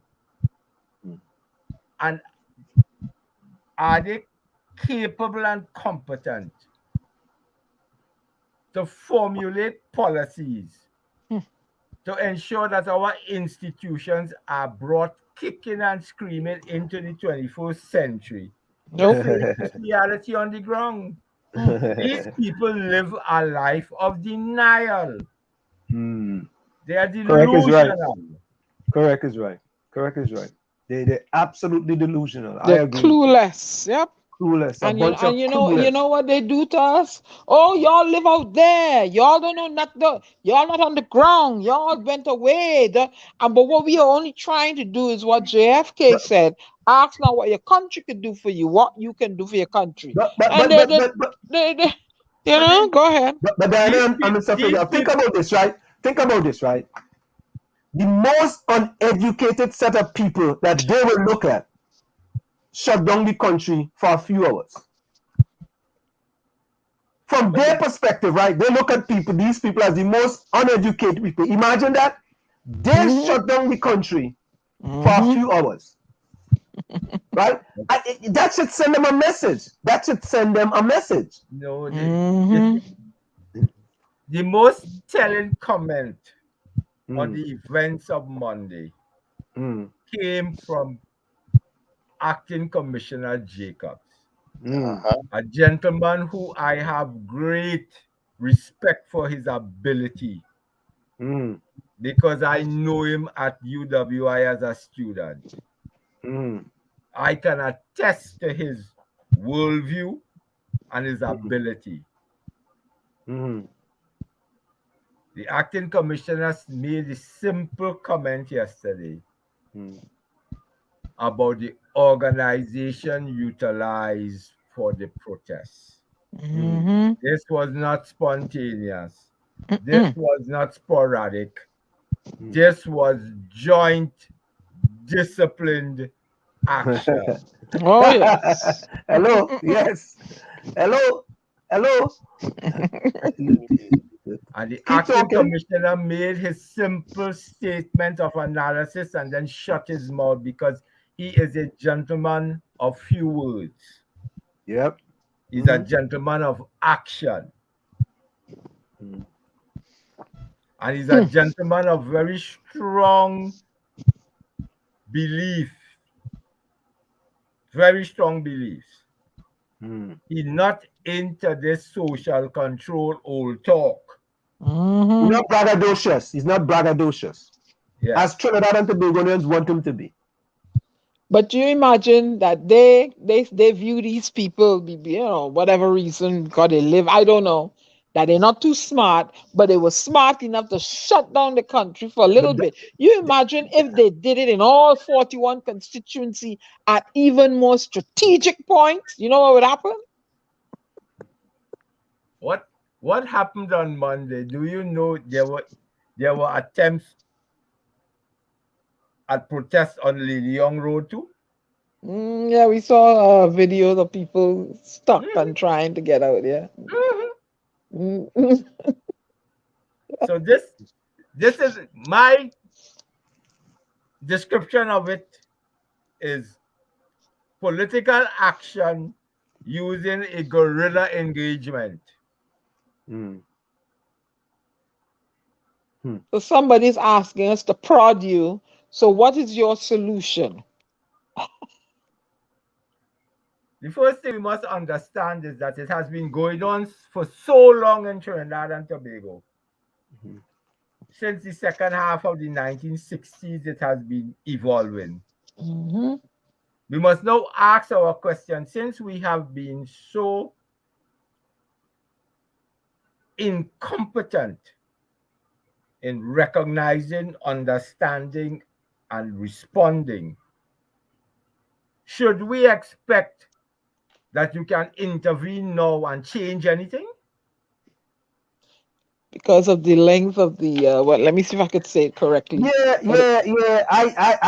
I think we should be able to change, things. I think it not small, inch by inch. Martin Luther King say you don't have to see all the flights in the staircase. You only have to see the first flight. So I think we should try for the first flight first and work with that, and then work but our way up. but You know. Anselm, there's such a thing called, and see if I could say, and see, don't laugh at me if I say it wrong, Mr. Figaro. Raison d'etre successive governments. Mm-hmm, mm-hmm. You understand what I'm saying, right? Yes. That have been unable to deal with a problem.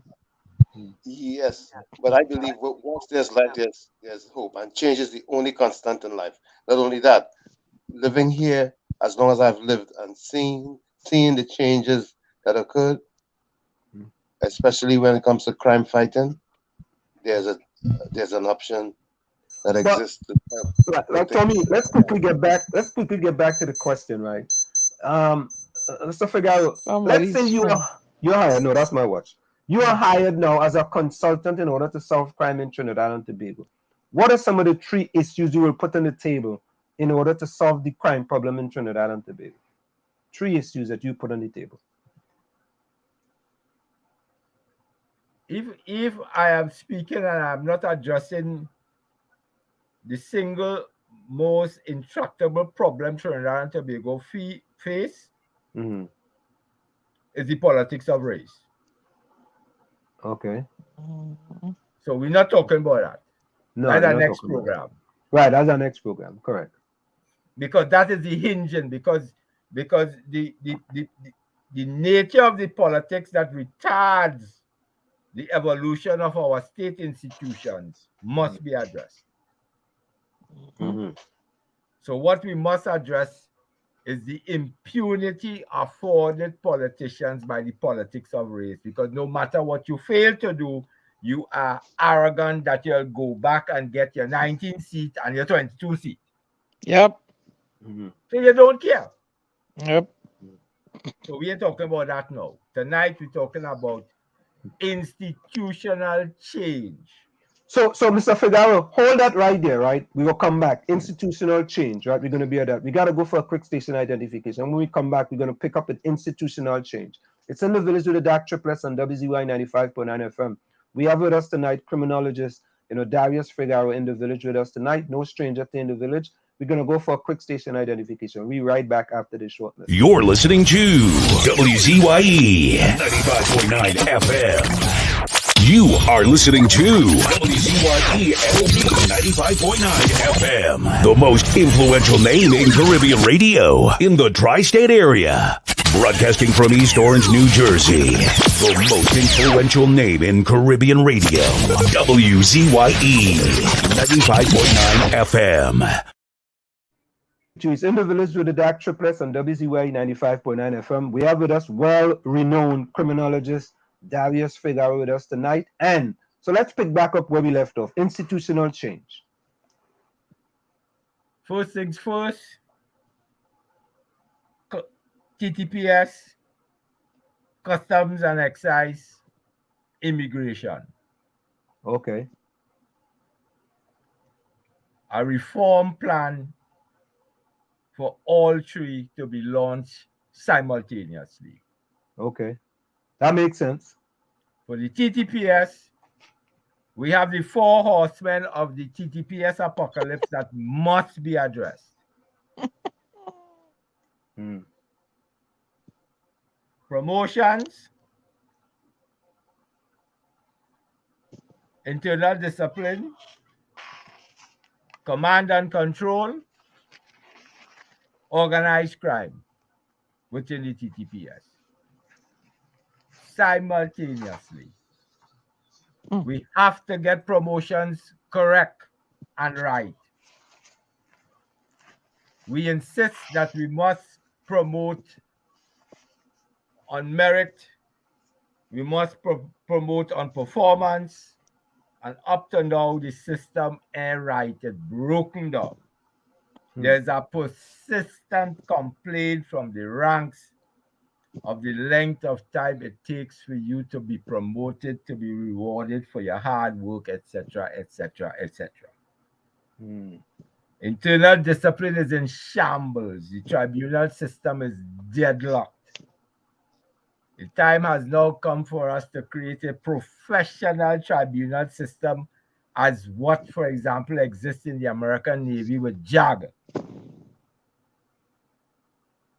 Where you have professional members of the tribunal with a permanent secretariat attached to the tribunal system. The tribunal sits constantly.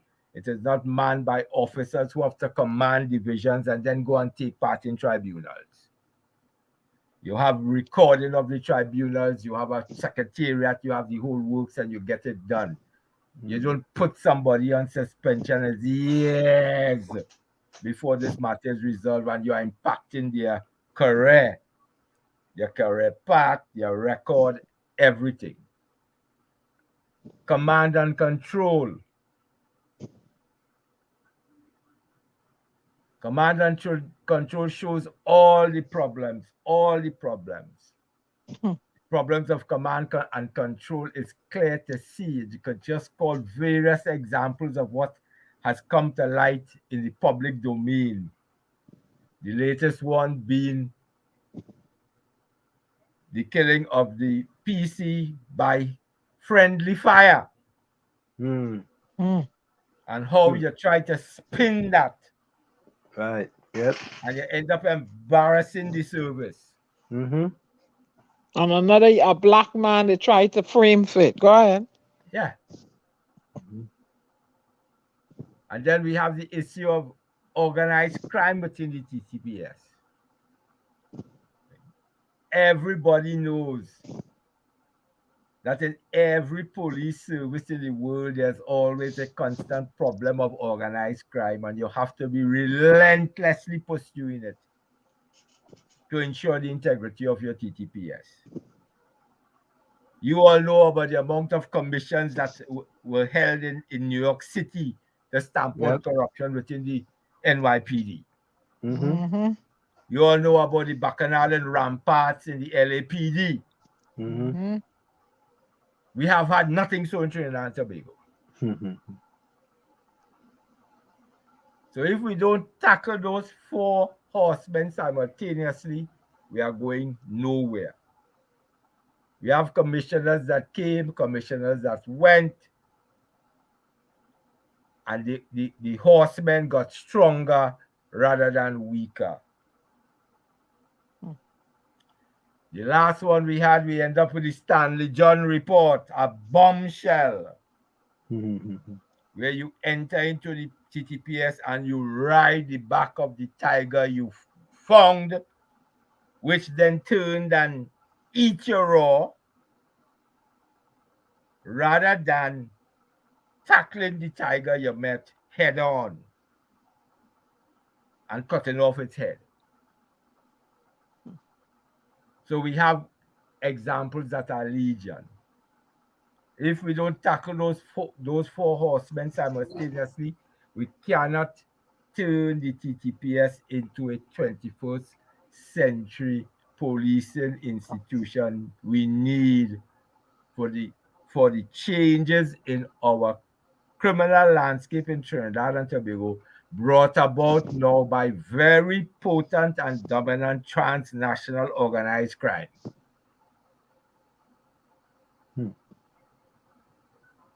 Same thing happens with customs.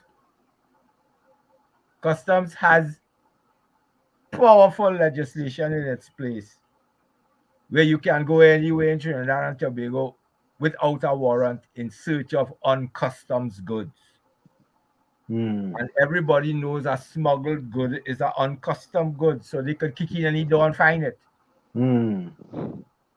They have more power than police when searching for uncustomed goods. And all the guns coming in from America into Trinidad and Tobago is uncustomed goods. So why isn't the customs militarized to work with the police to find the gun on them? So we continue to conceive of the customs as a revenue collection agency. We continue to have serious problems with staffing, promotion, staff retention in the customs. People doing that strategically important job for national security, and you have serious problems with the way you pay them. The remuneration package, you're still paying them like a colonial civil servant. And you have people that will willing and able to ensure they have a comfortable retirement long as they give them the services. So what world you living in? You went down the rabbit hole. You don't live in Trinidad and Tobago. You're going down the rabbit hole.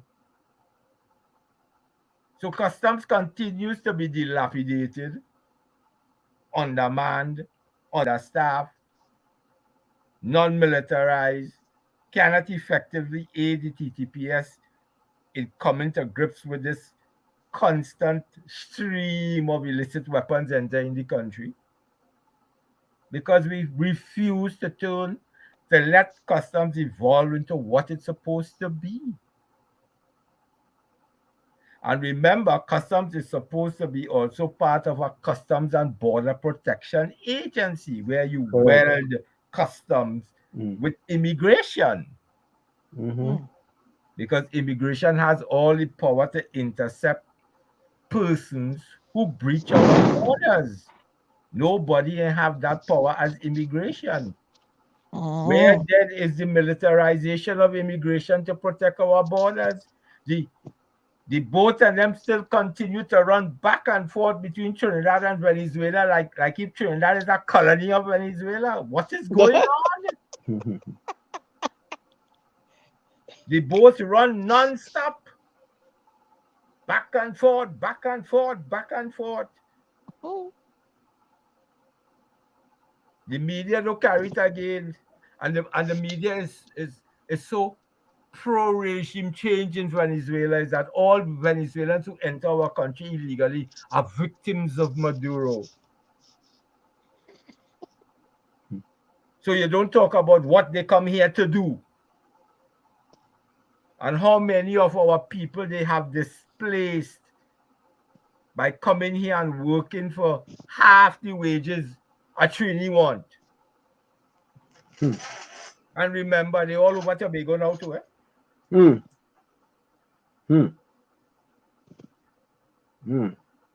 Nobody talks because everyone from Venezuela is a victim. Nobody talks about the criminality that brings them here. They are all victims. And it appears that the worst of the worst are coming to Trinidad and Tobago. My brother, what has been brought to Trinidad and Tobago and continues to be brought to Trinidad and Tobago is the lumpen proletariat of Eastern Venezuela. People who did not even take advantage of the educational opportunities Chavez gave them.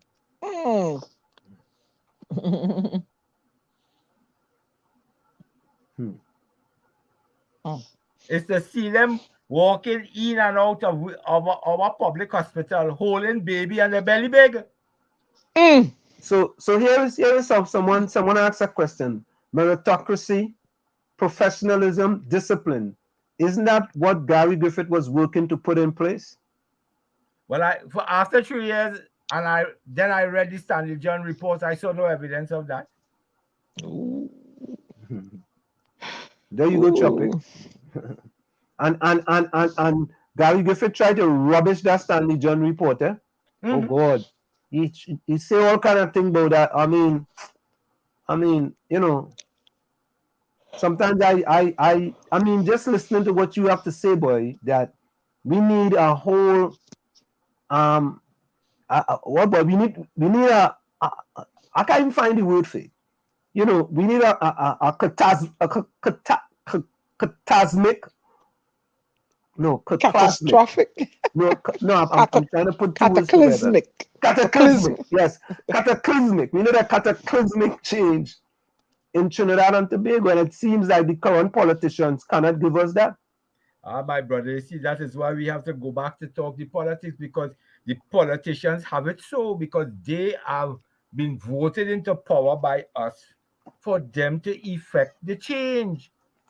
So the state we inherited in 1962 has not evolved to keep up with the times.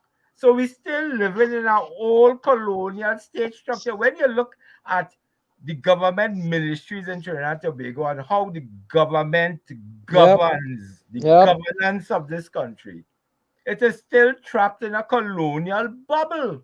This place is decolonized. So, Mr. Figuera, based on what you're saying, it doesn't matter who we make the commissioner of police. Nothing would change? Are we to think that it's just doom and gloom? It's not. You see, there's a difference between doom and gloom and being realistic. Because what needs to change is the politics.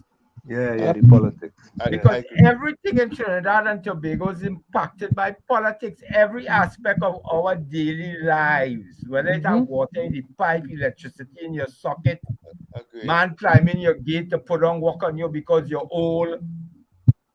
Meanwhile, what do you do? Meanwhile, what do you play that? What Trinidad and Tobago needs right now is a young politician. Amen. I We concur. don't, time for we to give up on these people pushing 80. Yep. Time to give up need on people feedback like from you. me. People my age, all of we supposed to pack up and eat Quaker oats and rock. Rock so. Yes, and put it in the hands of young people. We need a young But leader. we can still offer them, advice in the background. They can lean upon us. Yes. Right? But they We need need- young leaders. You're right. I absolutely agree because Mr. Figuera, the British come and put down their system, and then there's a subliminal Americanization of culture in Trinidad and Tobago. They tend to follow what America do, right? Subliminally, right? But yeah, and the system they put down, the education system was sort of Eurocentric, right? So you have a lot of, people didn't handle it well, who ain't come out with no pass. It was supposed to be done see. So if you don't see, you can't find no work. And what do you do with that population? That population went on to make children here, there, and everywhere, or with one person. And the society continue, and the elements, they continued on into. But you need young blood to take the country. That's why I keep saying the Kamalas and the Keith Rowley need to go home and lay down in a rocking chair and sip a stag. And we need more politicians like Farley. Yeah, you see? Yep. Yep. Yes. And I call them a transformational leader, and they cuss me left, right, and center. If you see us again. Farley is the only one that makes sense. Yep. Right. Go home. Let them go. And Go listen, when I saw that guy tell people in Tobago, when all they come to a THA office, or you could come with all your washikong and all your sapat, with all your hair turned side, with all your hat turned sideways, come in your pajamas, come over you can, because Massa they done. And in Trinidad and Tobago, Alison West, who is minister for whatever it is, tell people, no, we're not ready for that yet. When you have to come to a ministry office, you still have to, look decent and pleasure. Look, in this country, right, when you go to Wall Street, you have to wear a suit no more. You don't have to wear no jacket and tie to go to Wall Street no more. So Farley was absolutely 100% correct in his assessment. Massa they done in Tobago, but in Trinidad, Massa they still there. Yep. You can't go into Clear Barrel if you have on slippers on your feet. Yeah. So you see, me and them had a wrangle. I went to Clear Barrel, I shipped to myself, but my slippers are orthopedic because I had knee surgery. And the guard, he getting at the gate, you can't come in here. I said, what do you mean I can't come in here? Just so he tell me, he didn't even say good morning, how are you? You can't come in here. I said, what you talking about? What do you mean I can't come in here? I said, look, move and go so. So I walk right in. When it's I call the manager for me, I sat down in a chair. So I came here to clear my shipment. I don't know what he talking about. The slippers on my feet. I said, these are orthopedic slippers and I ain't going nowhere. So if you want to call the police to remove me, go right ahead. I sit down right there with my slippers on. You see, we get more like Farley, and all we need them to do is one simple political act. You see, my sister and brothers, here is simple political act. You come prime minister. You had the majority in the house. The first day when parliament opened, you lay a bill, amendment bill in the house to change the electoral system of Trinidad and Tobago to proportional representation. Yep. You pass it with a simple majority. And from the time the president has sent that bill, the politics of Trinidad and Tobago changes immediately. Because everybody now knows that in order for them to get into government, they have to form coalitions across the race divide. So they cussing each other from their own race position had to done. Done. And here the model, here how we learning that. Just if you follow the politics of Suriname, you will see how, because of the electoral system in Suriname, they forced to come together across racial lines to create governments. Because Suriname is like Trinidad and Tobago and Guyana. Yep. You have African, you have Maroon, you have Javanese, you have Indian, and everybody had more than one party looking for that vote from that race group. So when election done and all the vote count, man had to sit down in room Together. 2 and 3 and 4 party and make deal. Yep. So you see, right now they have an Indian president, but it's Brunswick who is vice president. So he was just there with the previous president, Botose, right? And now he's there with the new president. So no matter who is president, Brunswick, his party and his people, them eating our food. So it had nothing about one side in government and the next side condemned to opposition. And that is all that young leadership need to do, and you will see how the politics in this country will dramatically change. They will now get off and know they had to work. But Mr. Figuera, didn't that happen with the partnership though? The PP partnership where now COP and a few others of them come together to form the People's Partnership? It was created by a wave. Now remember, the People's Partnership was put into government by people who would normally vote PNM or don't vote at all, who came out and vote for them, right? So that was a wave. And as Ms. Kamala getting power, that wave just started to dead. And now the wave will never come back. Well, Mr. Figuera, it's always a pleasure to have you here in the village. We really appreciate you giving us so much of your time. And you know, as these things arise, we always come to you and to get your informed opinion. And you know, we wanna say thank you so much for taking the time to join us. Any closing words before you go? No, it's a pleasure to speak with you all after the pandemic. I missed you all because I know the pandemic kept us apart. Yes. Yeah. But So we continue the fight in Trinidad and Tobago. Right, and that's a good thing. So we want to say again, thank you so very kindly. It's always a pleasure. Thank you very much. Okay, Thank you. Okay, bye. Bye-bye. Bye. Thanks again. Yes, sir. So here you have it, folks. Something going on with the chat hands, like people lost connection in Trinidad or here. I don't know. Eugene Julian said lost connection. I don't know. Yeah. Maybe they lost connection. Something might In have went Trinidad, on. yeah. Yeah, something might have went on that. So, Slim, yeah. So we're getting some feedback from you.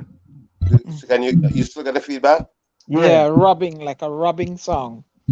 Wow. Let me bring it on next guest. Put my headset. Let me just put it on mute and put my headset. Terrible feedback. Yeah.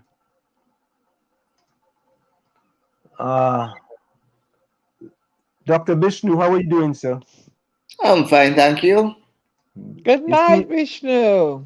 How are you going? I good. You seem very relaxed tonight, man. I'm like you was watching cricket or something. Or? You have to be relaxed at this point of the time, you know. You don't have much of a choice. I mean, you know, so you like cricket? Of course. You know, man, the West Indies look like they're playing Bangladesh, right? They win the first T20. They won the test. They look like they might be, you know, I mean, you know, West Indies, you never know, you know. Something. Bangladesh, eh? But listen now, man. At least we had to beat up who we supposed to beat up on, you know. All right. Well, that's what I say. It's Bangladesh. We could have but beat them up. Yeah, we're supposed to beat them up because if Bangladesh beat we could cancel Christmas, you know. It's over, you know. But I like my cricket still, and I love looking at, the one day international and the test match. And I can't really take on the test match too much, but I like the T20s, and I even like the 50 over games. But It's really I don't see interesting. nobody that bats like the guys back in the days, Garners and the Gomes and the Greenwiches and the Sobers. So I give up. Those were test match Test match. players. Yeah. Now we Different don't have now. test match players. We have But whoopers. Vopaz, yeah. Because listen, I hear they was making a debate about Evan Lewis. Evan Lewis, they want Evan Lewis to play test cricket, but Evan Lewis don't want to play no test cricket because anyway, they have no money in that. Mentality. Yeah. Yeah, it's like he's saying, why the hell I playing a 5-day match for? When I can play a T20 in less than 3 hours, the game done, and I getting thousands of dollars. I go and play the IPL, I play the CPL, I go in Pakistan, I'm making plenty money. I go and play test match for 5 days, So Exactly. yeah. It's interesting. It's interesting. So on the political front in Trinidad, I mean, Oh boy. I wonder where to start. We see what happened in Trinidad on Monday, right? And by the way, let me start with this. What is your position on the new COP in Trinidad and Tobago? You think they should bring back Gary Griffith? Okay, so we right now we don't have a new COP, yeah? We have an acting COP who Right, we have a ACOP, yeah. We really need to treat with and get somebody substantive in the post. Because I always say once you have an acting position, that person has to play to the whim and fancy of whoever is pulling the purse strings, and they're not necessarily going to do exactly what they should be doing. So we need a substantive COP.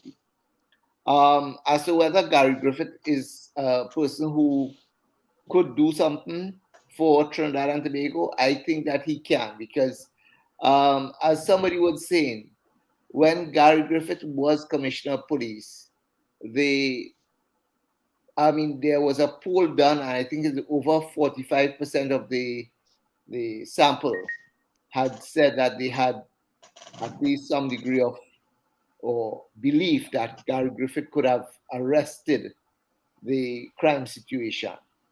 Without Gary Griffith there, Gary Griffith, he had a lot of mouth. And I would say that, I used to call him Gary Griffith. He had a lot of mouth, but the point about it is that he also had the support of the forces behind him, as well as the support of the population who thought that he could have made a difference in Trinidad and Tobago. And we really need somebody now who could bring some degree of fear, at least to the criminal element. So at least they'll probably figure, well, look, if Gary Griffith there, chances are, if Gary Griffith say, for his part, police should shoot first, ask questions later. And that's the context in which some of the criminal elements may need to understand that they don't have the freedom that they would like to have and do whatever they want to do in the society. And that's, I think, is one of the concerns. So while I will not say that Gary Griffith is the only person for the job, I am saying that he is a credible person. I don't know who are the other people who have applied, except we've been told that Anand, can't remember his name. Anand Ramasa. Right. Yeah. Anand Ramasa has applied. We were told that Jacobs was considering applying. I don't know whether he applied. And I don't know whether any of the assistant or deputy commissioners have applied. Watchman applied. He has applied? Yeah, he has applied. But is he not over the age or something like that? I am just he's over 60. He's over 60.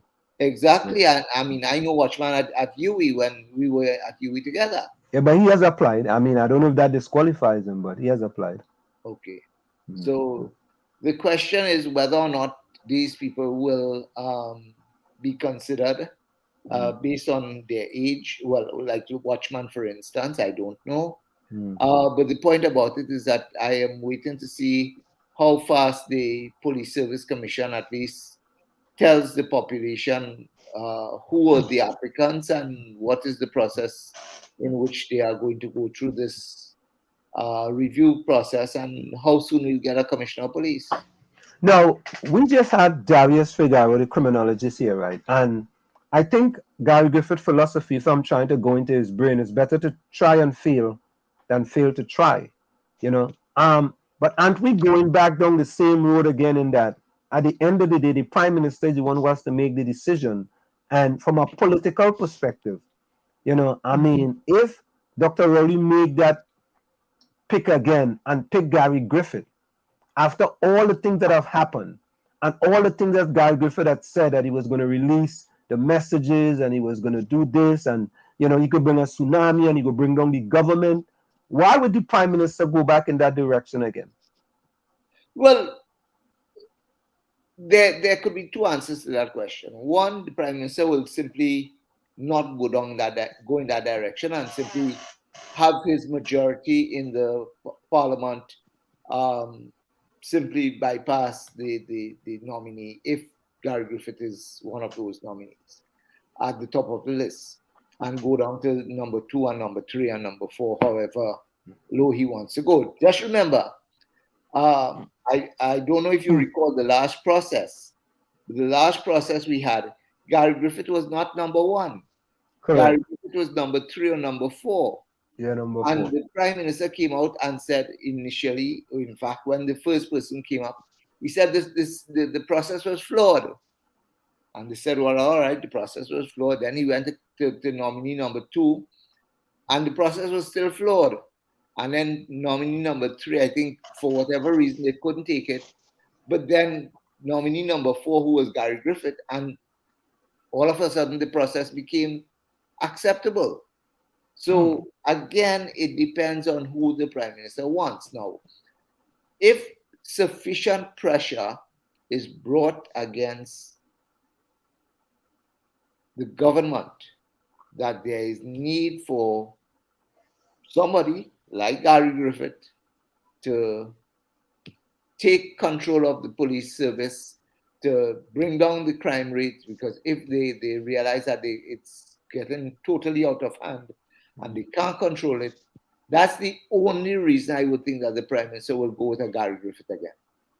But if there is no real pressure and the prime minister believes that he could still get away with it, and whoever he wants or whoever else is on that list becomes the nominee, then he will go that route. But again, he needs somebody who commands the respect not only of the police service and not only of the members of the police service, but also of the population, who believes that they could put some degree of credibility to this nominee.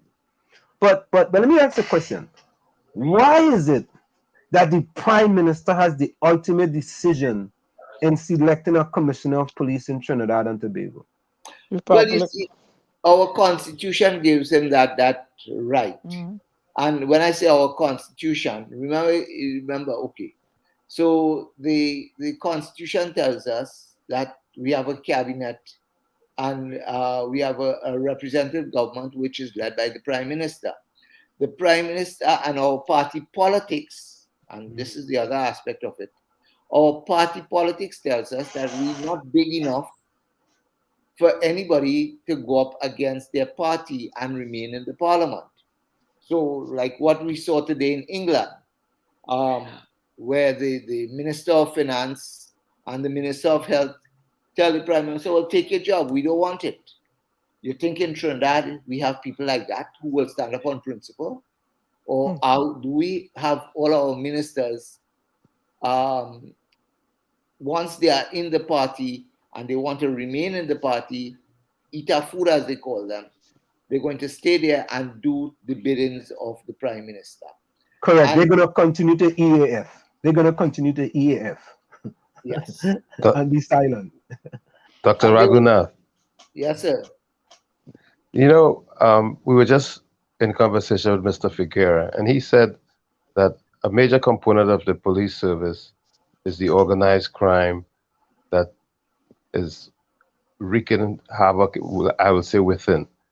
Do you believe that Gary Griffith made a difference with the handling of organized crime in the police service while he was there? I am not sure how much of a success he was at it. I know he initially stated that he's going to deal with some of the corrupt elements within the police service. Again, the police service operates with some degree of secrecy and confidentiality that we don't hear much about only until after the issue. But again, when we talk about organized crime, and it comes at various types of levels. There's the organized crime, which comes with the police officers who protect the drug pushers on the block and who will call them and tell them, a raid is coming on by your side. Just make sure nothing is found. So you have those kinds of people. Then you have the ones at the more senior levels who are engaged in with the white collar. So, for instance, who was it? Was it an assistant commissioner of police who was given who it is reputed or reported to have said that he gave the Mr. Lang, is it the police, police vehicle? That's the guy with the 27 weapons and the 800 Right, rounds of ammunition. Yeah.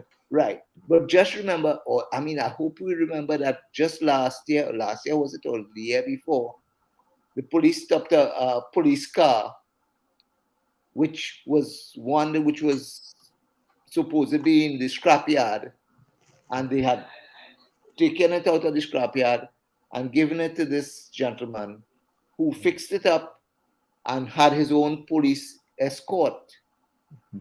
And he had his own driver driving it, and the man claimed to be a policeman he was not even a policeman. You see, there's also a belief that many of the police killings are organized crime driven too. So, that is a serious issue with all the extrajudicial killings that keep taking place over and over. And this is why when we talk about organized crime in the police service, we have to ask ourselves, which level of organized crime we talking about? Okay, the extrajudicial killings, that is something that has to we have to be concerned about. 2 years ago, we had the 3 guys who got killed in Laventille. We're now hearing that matter is now being brought, or to some degree of closure. We haven't yet seen the report, but that matter, after 2 years, that matter is being brought to some degree of closure. We had the 3 young guys who were killed over the weekend. Yeah. Right? Whether that will take us another 3 years to bring people to book, we don't know. Right? We don't know, for instance, when we talk about the 3 guys who were killed in Laventille, just remember, after they were killed, the protest that ensued as a result of that killing saw the lady on the beater being killed too. And it is only this week, that we're hearing that matter too has been investigated and they're ready to proceed on that. So again, we talk about a 2-year delay in these things coming to book. And but Dr. Ragoonath, it just seemed to me that the judiciary, the police force, it just seemed to me so much of these things are so corrupted, like they are corrupted to the core, and it doesn't matter who you put there, right? And it doesn't seem, for example, right? I raised this point in the past. When Gary Griffith was there, right? For 2 years, Gary Griffith crime statistics was the second and third highest in the history of Trinidad and Tobago as far as crime is concerned. Right?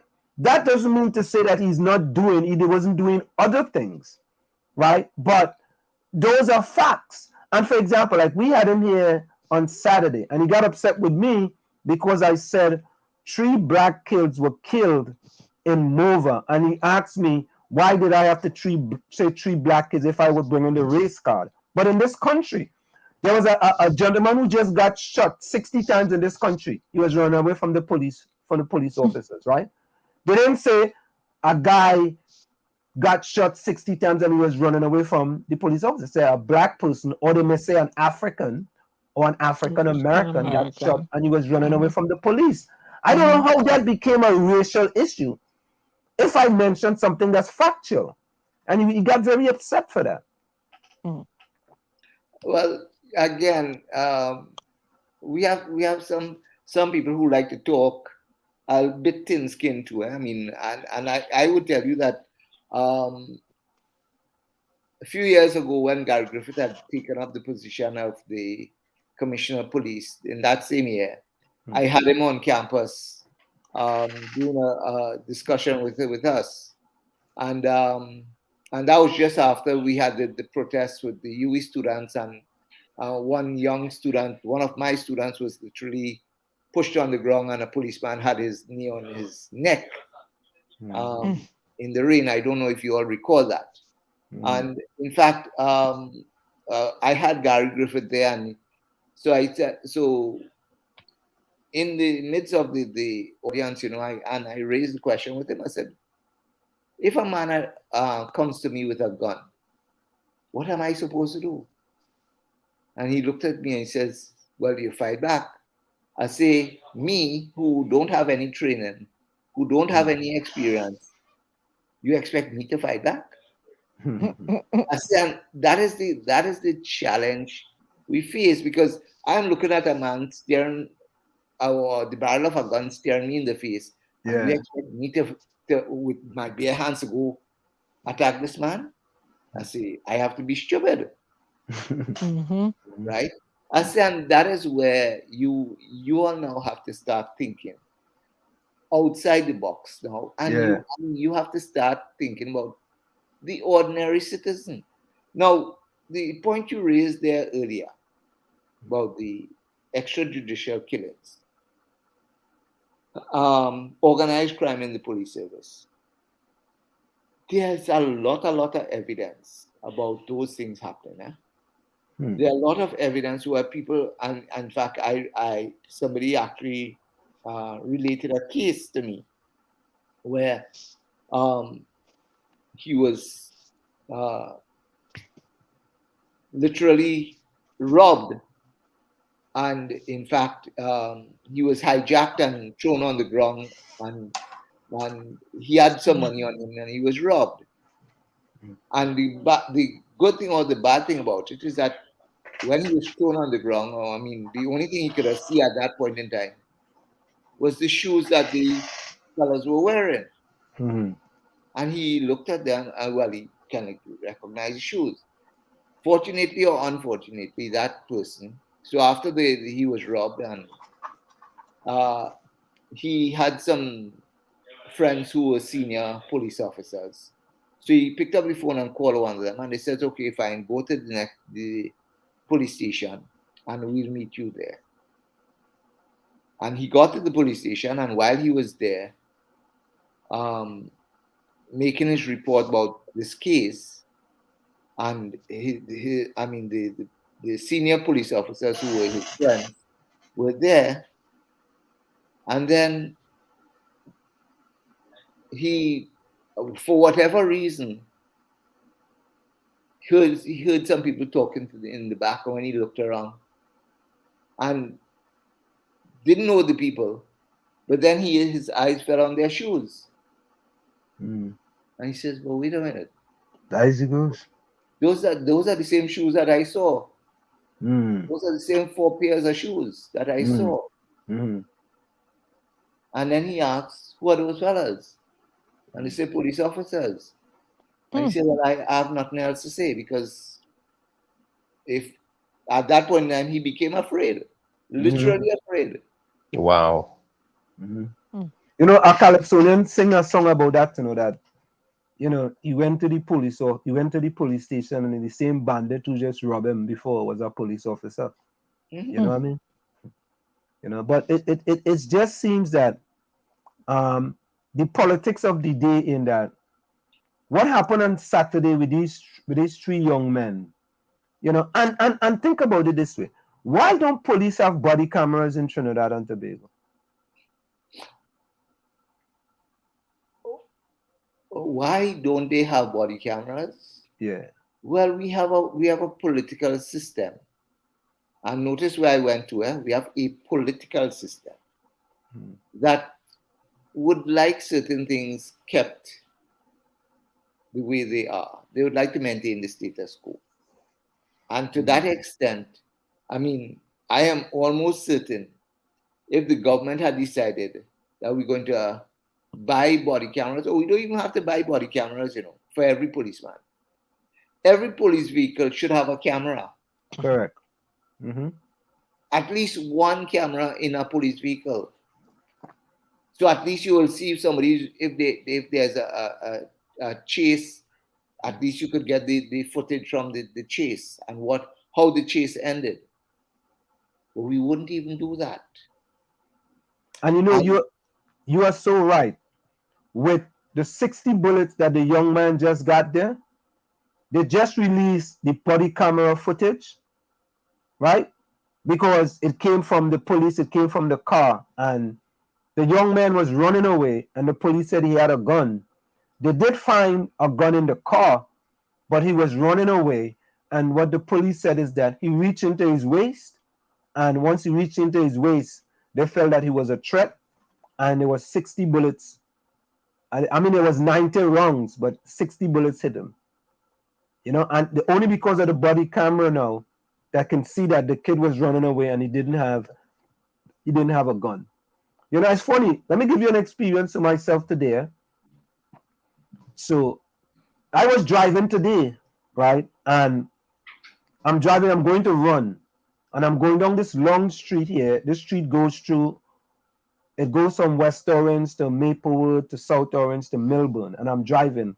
And when I got into Milburn, which is a predominantly white community, I was on one side of the street and a cop was on the next side of the street. And as I passed the cop, I see the cop make a U-turn and come back, behind me. I got scared right away. I slowed down. I was going, the speed limit was 35 miles per hour. I think I was going at that point 20 miles per hour now.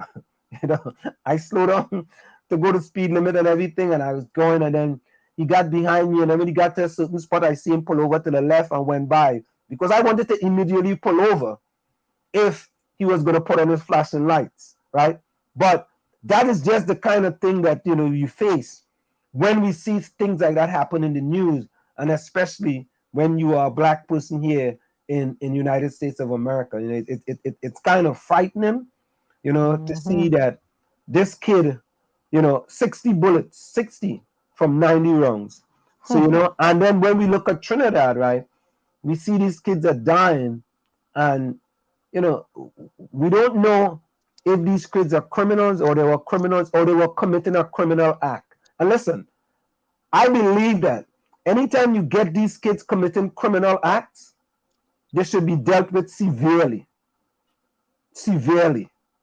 right? They shouldn't be harassing, citizens who are living a life of not committing crime, right? These kids should be dealt with severely. But if you don't have any evidence and you just go up and you shoot them, extrajudicial killing, that's unacceptable. That's just my take.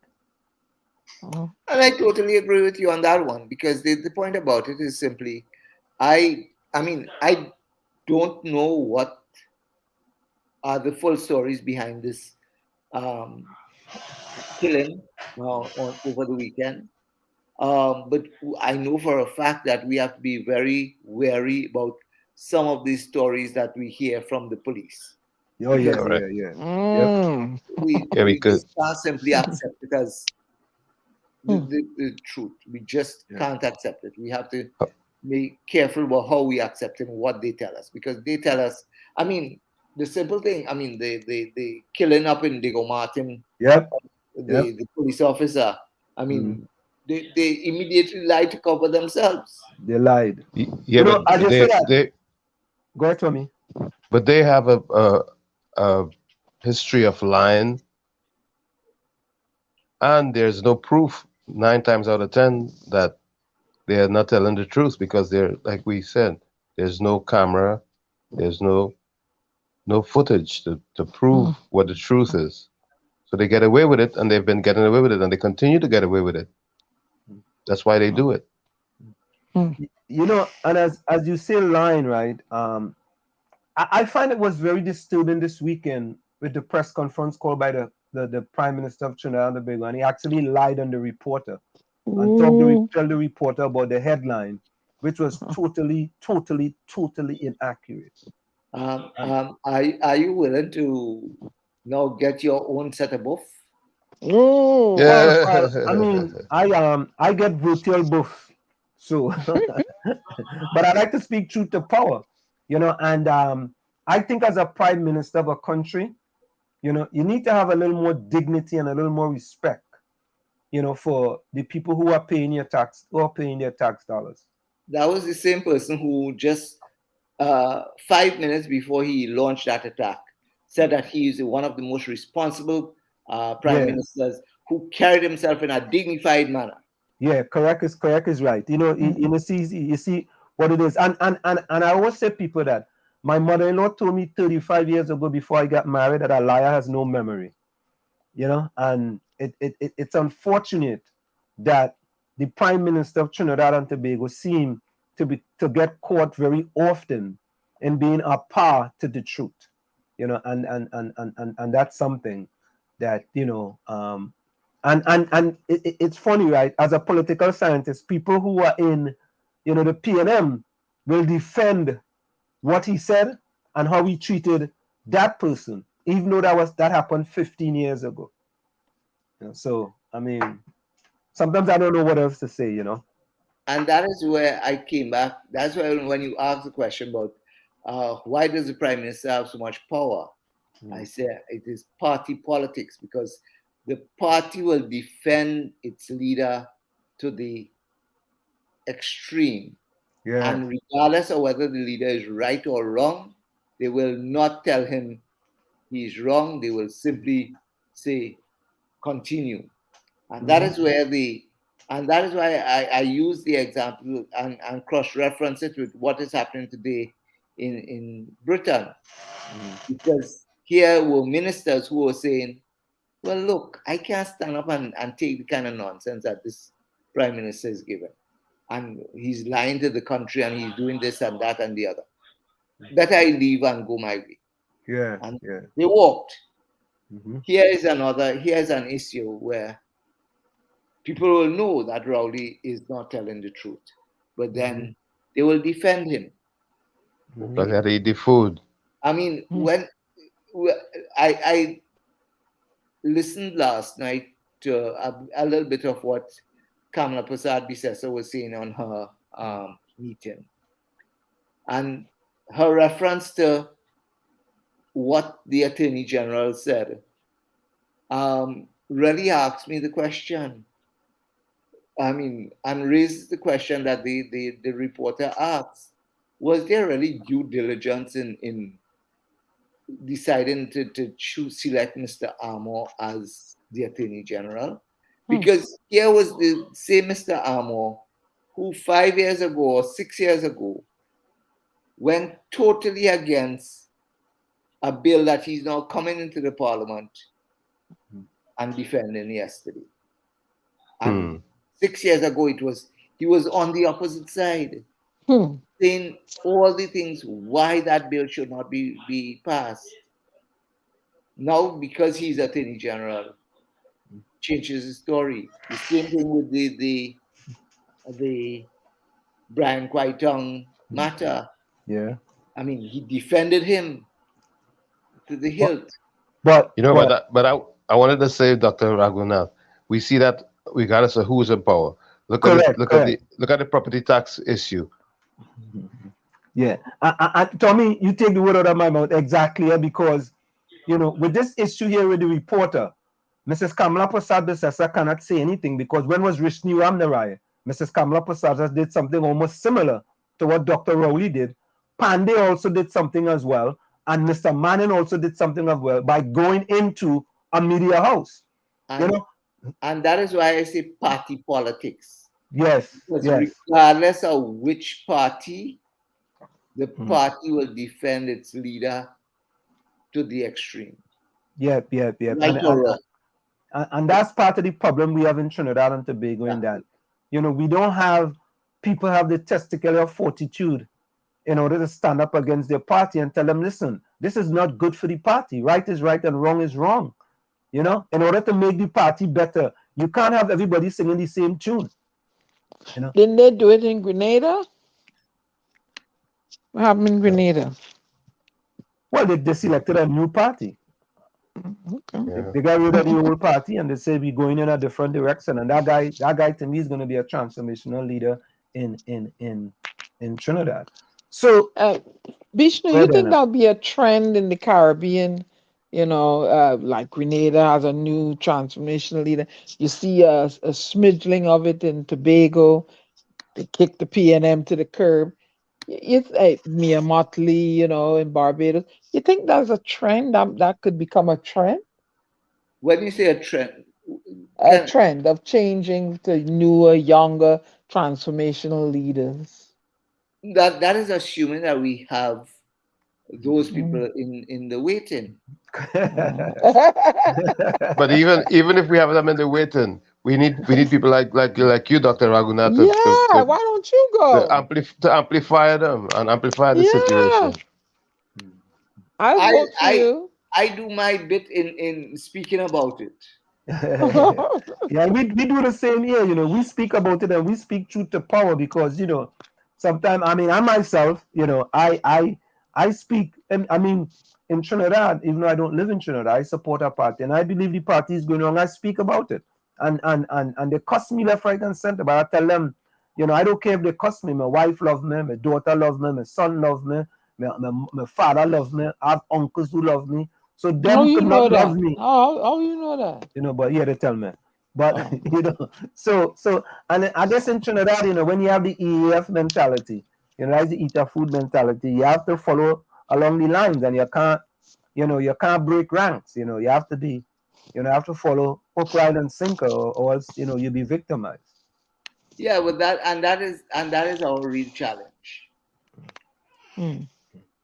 That is our real challenge. So we see the landscape of, almost every week there is something nefarious going on in Trinidad and Tobago. We had the AG, we had Dr. Rowley going out of the country for 3 weeks. 2 weeks he will report back to the country. And I don't get that though. How could a prime minister leave a country for almost a whole month? And because didn't you just say constitutionally he's the boss? Salt for all you. All you want to know what the man going for.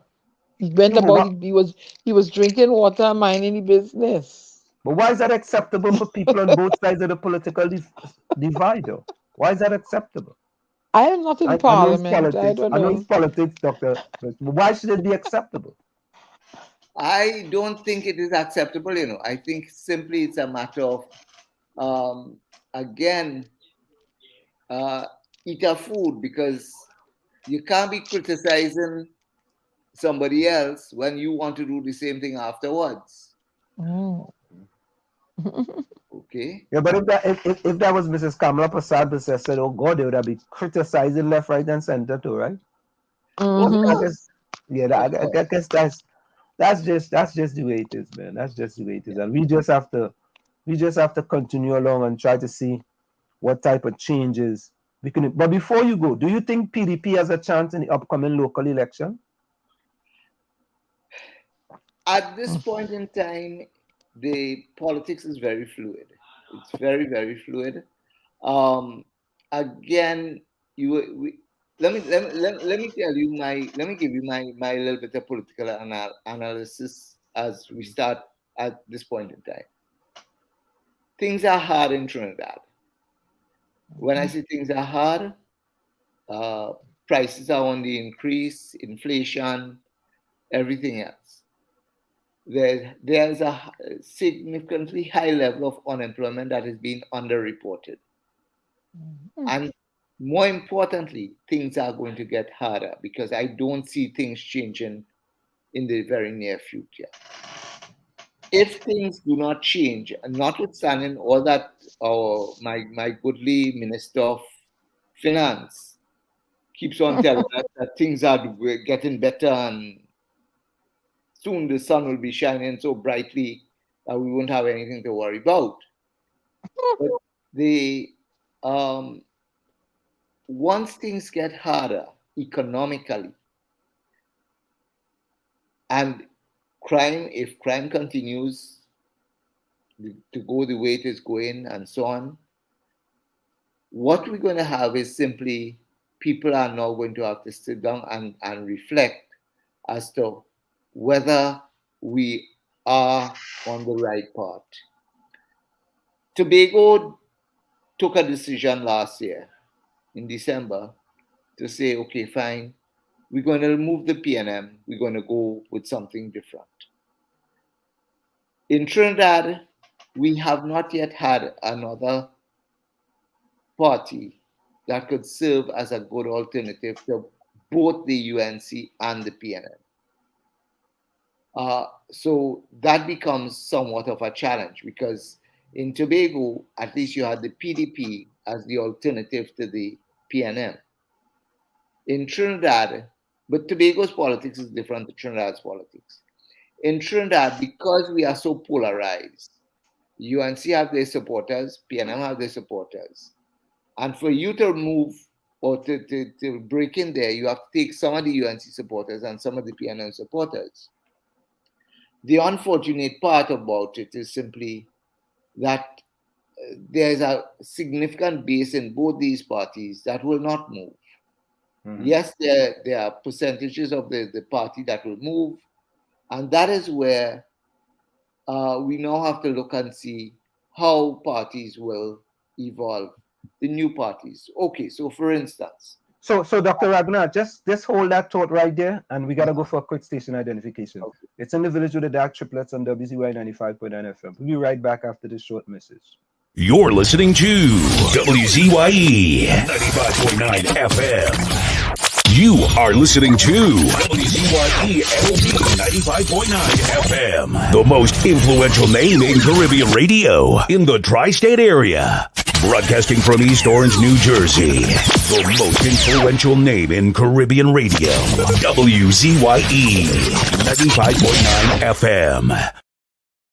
Back with you. It's in the village with the dark triplets on WZYE 95.9 FM. We have with us tonight political scientist Dr. Bishnu Ragoonath. You can continue, Dr. Bishnu. Yeah, so until yesterday, somebody called me and told me that, there's a new party on the block. I said, well, I expect a whole set of new parties. But the question is, these new parties, while they would mushroom all over the place, question is, are they able to break into the strongholds of either the PNM or the UNC? And if they're not able to do so, they can't win a seat, not according to our system of politics. Now, you asked the question about the PDP, and I haven't forgotten you. So what the PDP is attempting to do is the PDP is attempting to go into some of what I would consider to be strong PNM controlled territory and try to see whether they could get some of those undecided voters and those who were sitting on the fence and even those who were in the PNM but not necessarily convinced that the PNM is the best party for them, to see whether they could vote for them.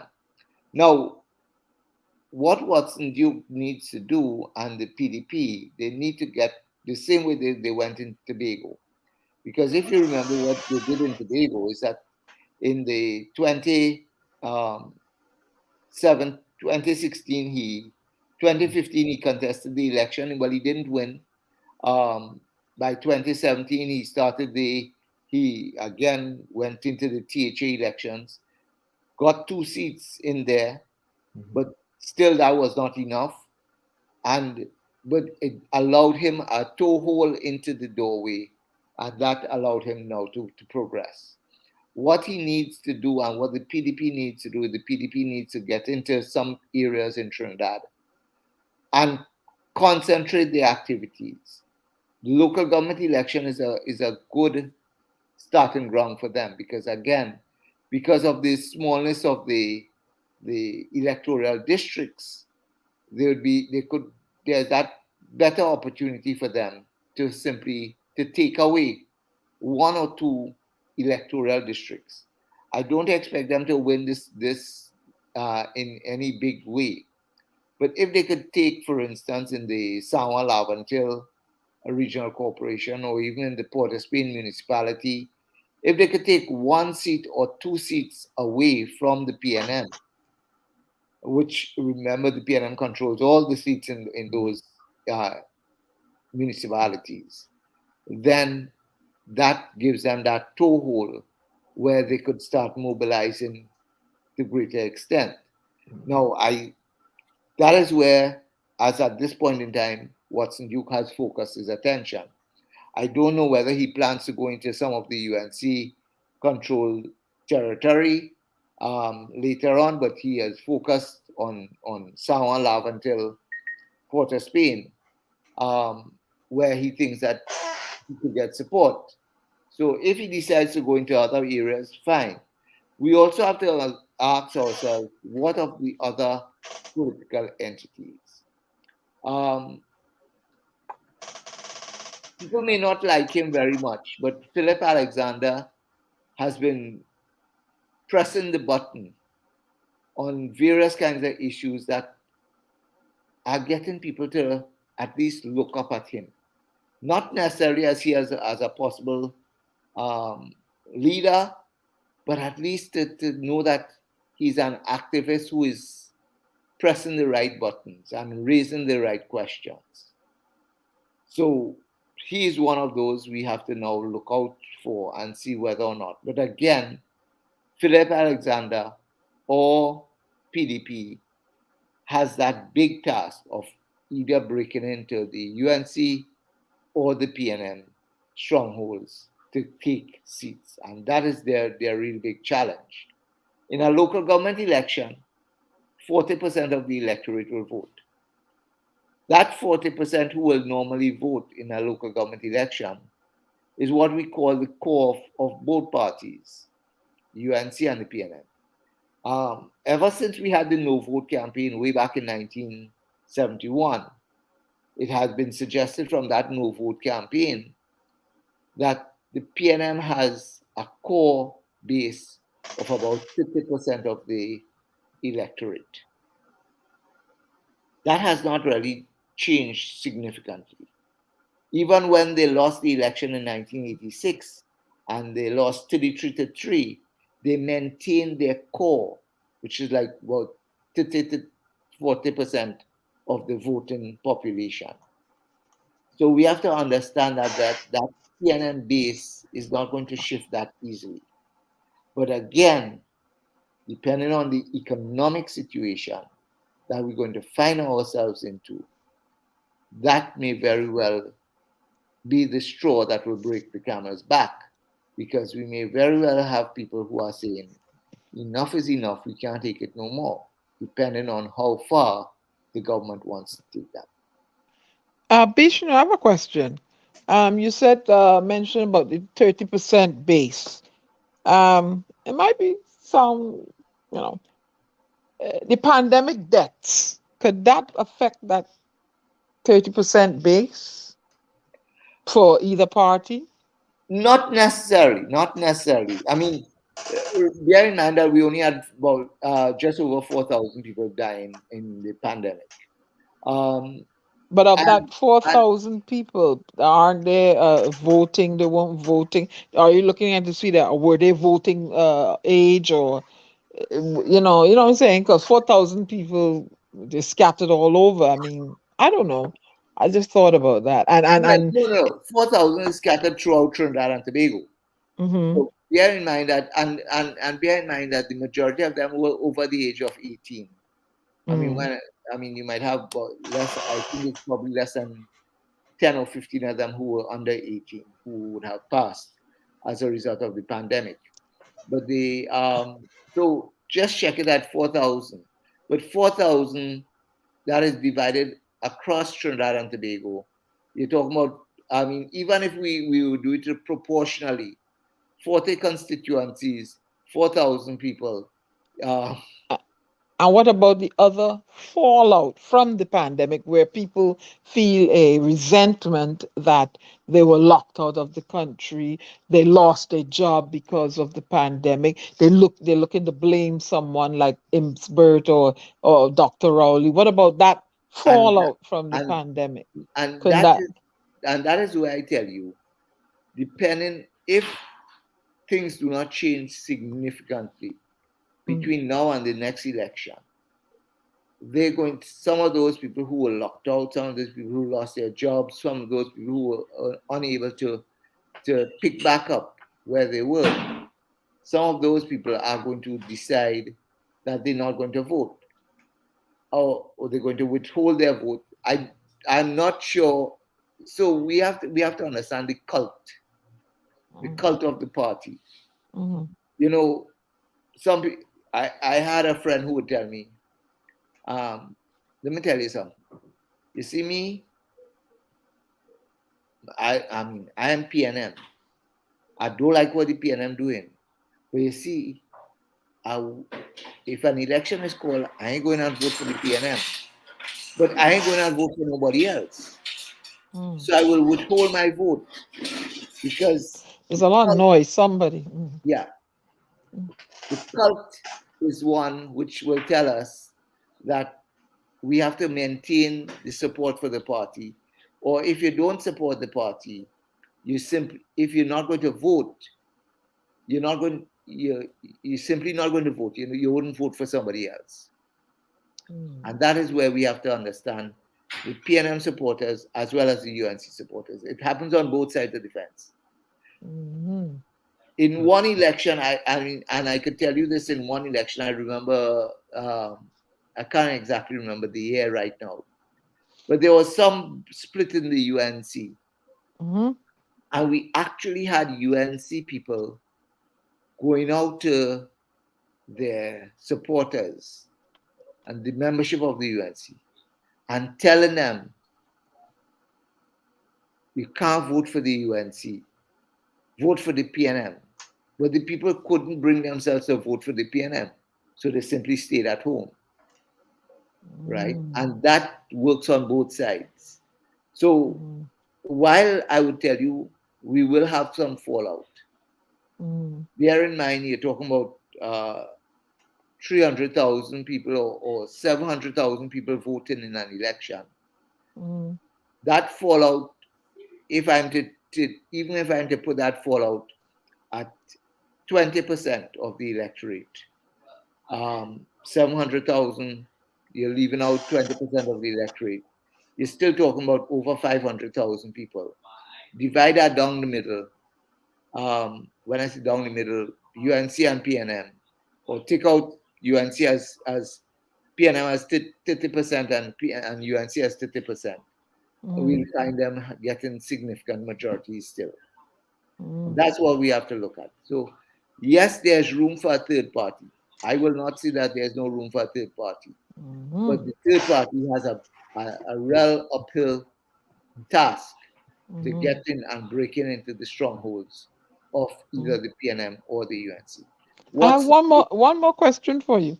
Okay. Do you see a day coming where people like myself that migrated a long time ago, making it easier I've never voted in Trinidad, right? I've never got the opportunity to. Do you see people like they making it easier for persons like myself who want to vote because we want to see the country go in the right direction? Do you see the constitution or the processes, that are in place becomes much easier to allow persons like myself to be able to vote? Like absentee vote, mail-in vote, however you do it. Our politics is a two-party system. UNC, PNM. UNC, when they are in power, they will not change the status quo because it works for them. PNM, when they are in power, they will not change the status quo because it works for them. So, but that ain't right. You're disenfranchising me. Bishnu, you know me, a little girl growing up down the street. I can't vote. They're disenfranchising me. I can't get my ID card back. That ain't right. and no, this is not about right and wrong. This is about staying in power. But that ain't right. It still ain't right, Vishnu. And I agree with you. I agree with you 100% that we need constitutional change. We need a lot of things changing in the society. But those who are in power, who has the opportunity, who will have the opportunity to make the changes, don't want to make changes. They will talk about, okay, so let me use a simple example to explain this one to you. And procurement legislation. We've been hearing about this since 2003. We need new procurement. In 2005, Manning Prime Minister came up with a green paper, a white paper on procurement. Nothing happened. Why? Because he needed to build the waterfront project in order that we had CHOGM and Summit of the Americas, so out went procurement. UNC came, said they wanted procurement. And they did it within 2 months of coming into power. They laid the bill in the parliament. Of course, they never passed it until 6 months before they left office, or less than 6 months before they left office. Then it was passed. So in that entire 5-year period, nothing was happening. Then Rowley and them came in, say we want procurement. We're going to amend it. We amended it in 2016. We amended it in 2017. We amended it in 2020. And just last week or week before, the Attorney General say, we are ready yet for that. Why? Because if they change it, you really think if we had good procurement laws, our Prime Minister could have gone on a trip to China, leave China and go to Australia and order 2 vessels for the Coast Guard and order 2 ferries to go between Trinidad and Tobago without any questions. Tells us we don't have procurement. You know, one of the vessels that they brought to work in the Coast Guard is down right now. Yeah. Just in September last year. Yep. And it's down already. Oh, yeah. Has any idea when it will be repaired? Or they better go and borrow a boat from Mia Motley. So Dr. Bishnu, it's always a pleasure for you to come in here and spend some time in the village. We took up a lot of your time. Any closing words before you go? All I will say is simply, we keep up the struggle. We have to do what we have to do. Correct. People like myself will continue to say what we think is or needs to be said. As to whether anybody is listening to us, anybody who has the power to make a decision is listening to us. I mean, we could talk, and people are listening to us all the time. They are listening. The ones who have the power to make the decisions, whether they are going to actually listen and hear what we say, that is left to be seen. Well, Dr. Ragoonath. Can I say something? You look like your mother more and more. You know that, right? Go ahead. Yeah, Dr. Ragoonath, it's always a pleasure, when we call on you in order to give us your scientific opinion. We really appreciate you joining us here in the village. Thank you. Thank you, Dr. Ragoonath. Take care. You too. Pleasant night. Yeah. All right. Yep. So there you have it, man. That for you troublemakers in the village, that man's mother made sure I went to school. Some days made sure I had food to eat, lunch, sada roti and pumpkin and lemonade. Okay, that man that was just speaking there, All right, utmost respect for his mother and him and his entire family. So go ahead. So Nadia, Rajvi, and Rose, and Tropics, put closing comments in the chat. Tonight is Nadia, and Rani Muhammad. Put closing comments in the chat. Rajvi, Nadia, Eugene Julian say he lost connection. I think Nadia's big daughter's birthday is today. So let me say a special happy birthday to Nadia's daughter, Nadia. Nadia, happy birthday to you. I think happy Mr. Kavakit, welcome you hey, inside. Diana Ross singing I'm to you. Yeah, happy birthday to you. Rain fall. Happy birthday. That's the power of my voice. Happy birthday. Rain going on. Happy birthday. Happy birthday. Yay! Yeah. All right, folks, it's a long night. Let's have some closing comments here. Go ahead. You can't sing, you know, answer them, so shush. No, I know I can't sing. Me trying to sing. The only thing you could do is run. No, I could do more than that. Anyway, let me keep it simple. When you wanna help people, you tell them the truth. When you don't want to help them, when you want to help yourself, you tell them what they want to hear. I'm glad that we try to keep it real and that we try to continue to speak truth to power. Pleasant good night to each and every one. It's been a pleasure being here in the village, and I hope to see each and every one of you back here on Thursday, God willing. Till then, be safe. Love you all. Thank you, Tommy. You're welcome. So, my quote is simple. There are 4 Ds. The first thing they do, they dismiss you. Then they discredit you. Then they demonize you. And lastly, they try to destroy you. So remember the 4 Ds: dismiss, discredit, demonize, and destroy. From where I said this is it, the clock on the wall said that's all. I like to stay, but I've got to go. Remember, hard work beats talent when talent does not work hard. And for every 60 seconds of anger, you lose 1 minute of happiness. See you. Same WZYE time, same WZYE channel. Later. Go ahead, Diana. You got to stay or you got to go. What does you got to do?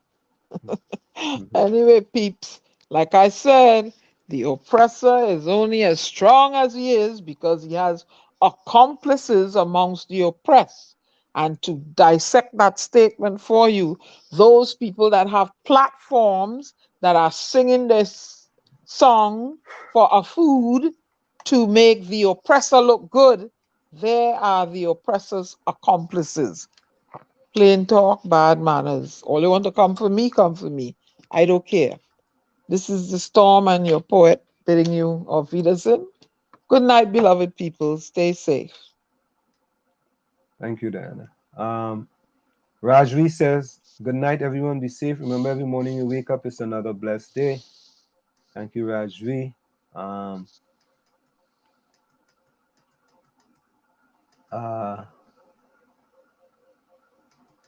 I see. A lot of them having connectivity issues. Yeah. A lot of people drop off, yeah. I hear the thief in the cable, the thief in the copper wire, the thief in the... Yeah, because the hurricane didn't even blow over there. So the wind from the hurricane, it didn't hit too hard. All right, we're gonna go to But with Gary, want to thank Mr. Figuera and Dr. Ragoonath for joining us in the village. Whenever we call upon them, get good knowledge in the village, right? Right, correct. We're gonna go to Duke again. How many more months there?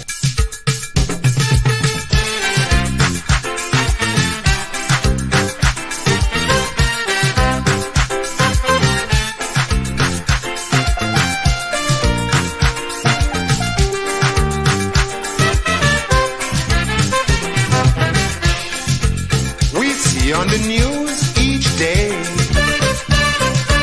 human lives are blown away. Mothers and fathers crying, burying their dead and dying. How many more, I hear them say?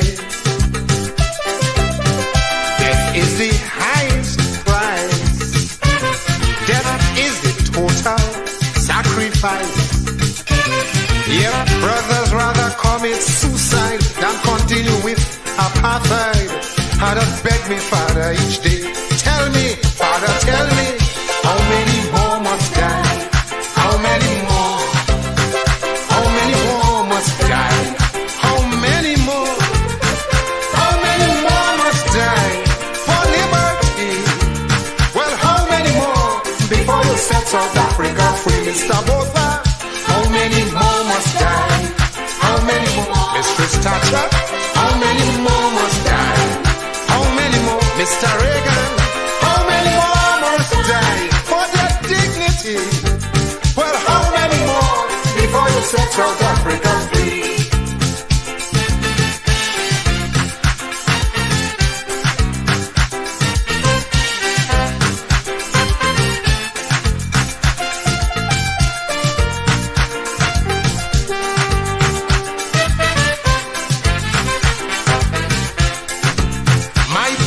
Demand, I quote, is simply one man, one vote. But this was Mr. Botha's answer. Bullets, tear gas, and murder. Every day is a massacre. Then he publicly stated his view. He said, black people like me and you will always be dominated and forcibly subjugated, and will have no say in South Africa. Help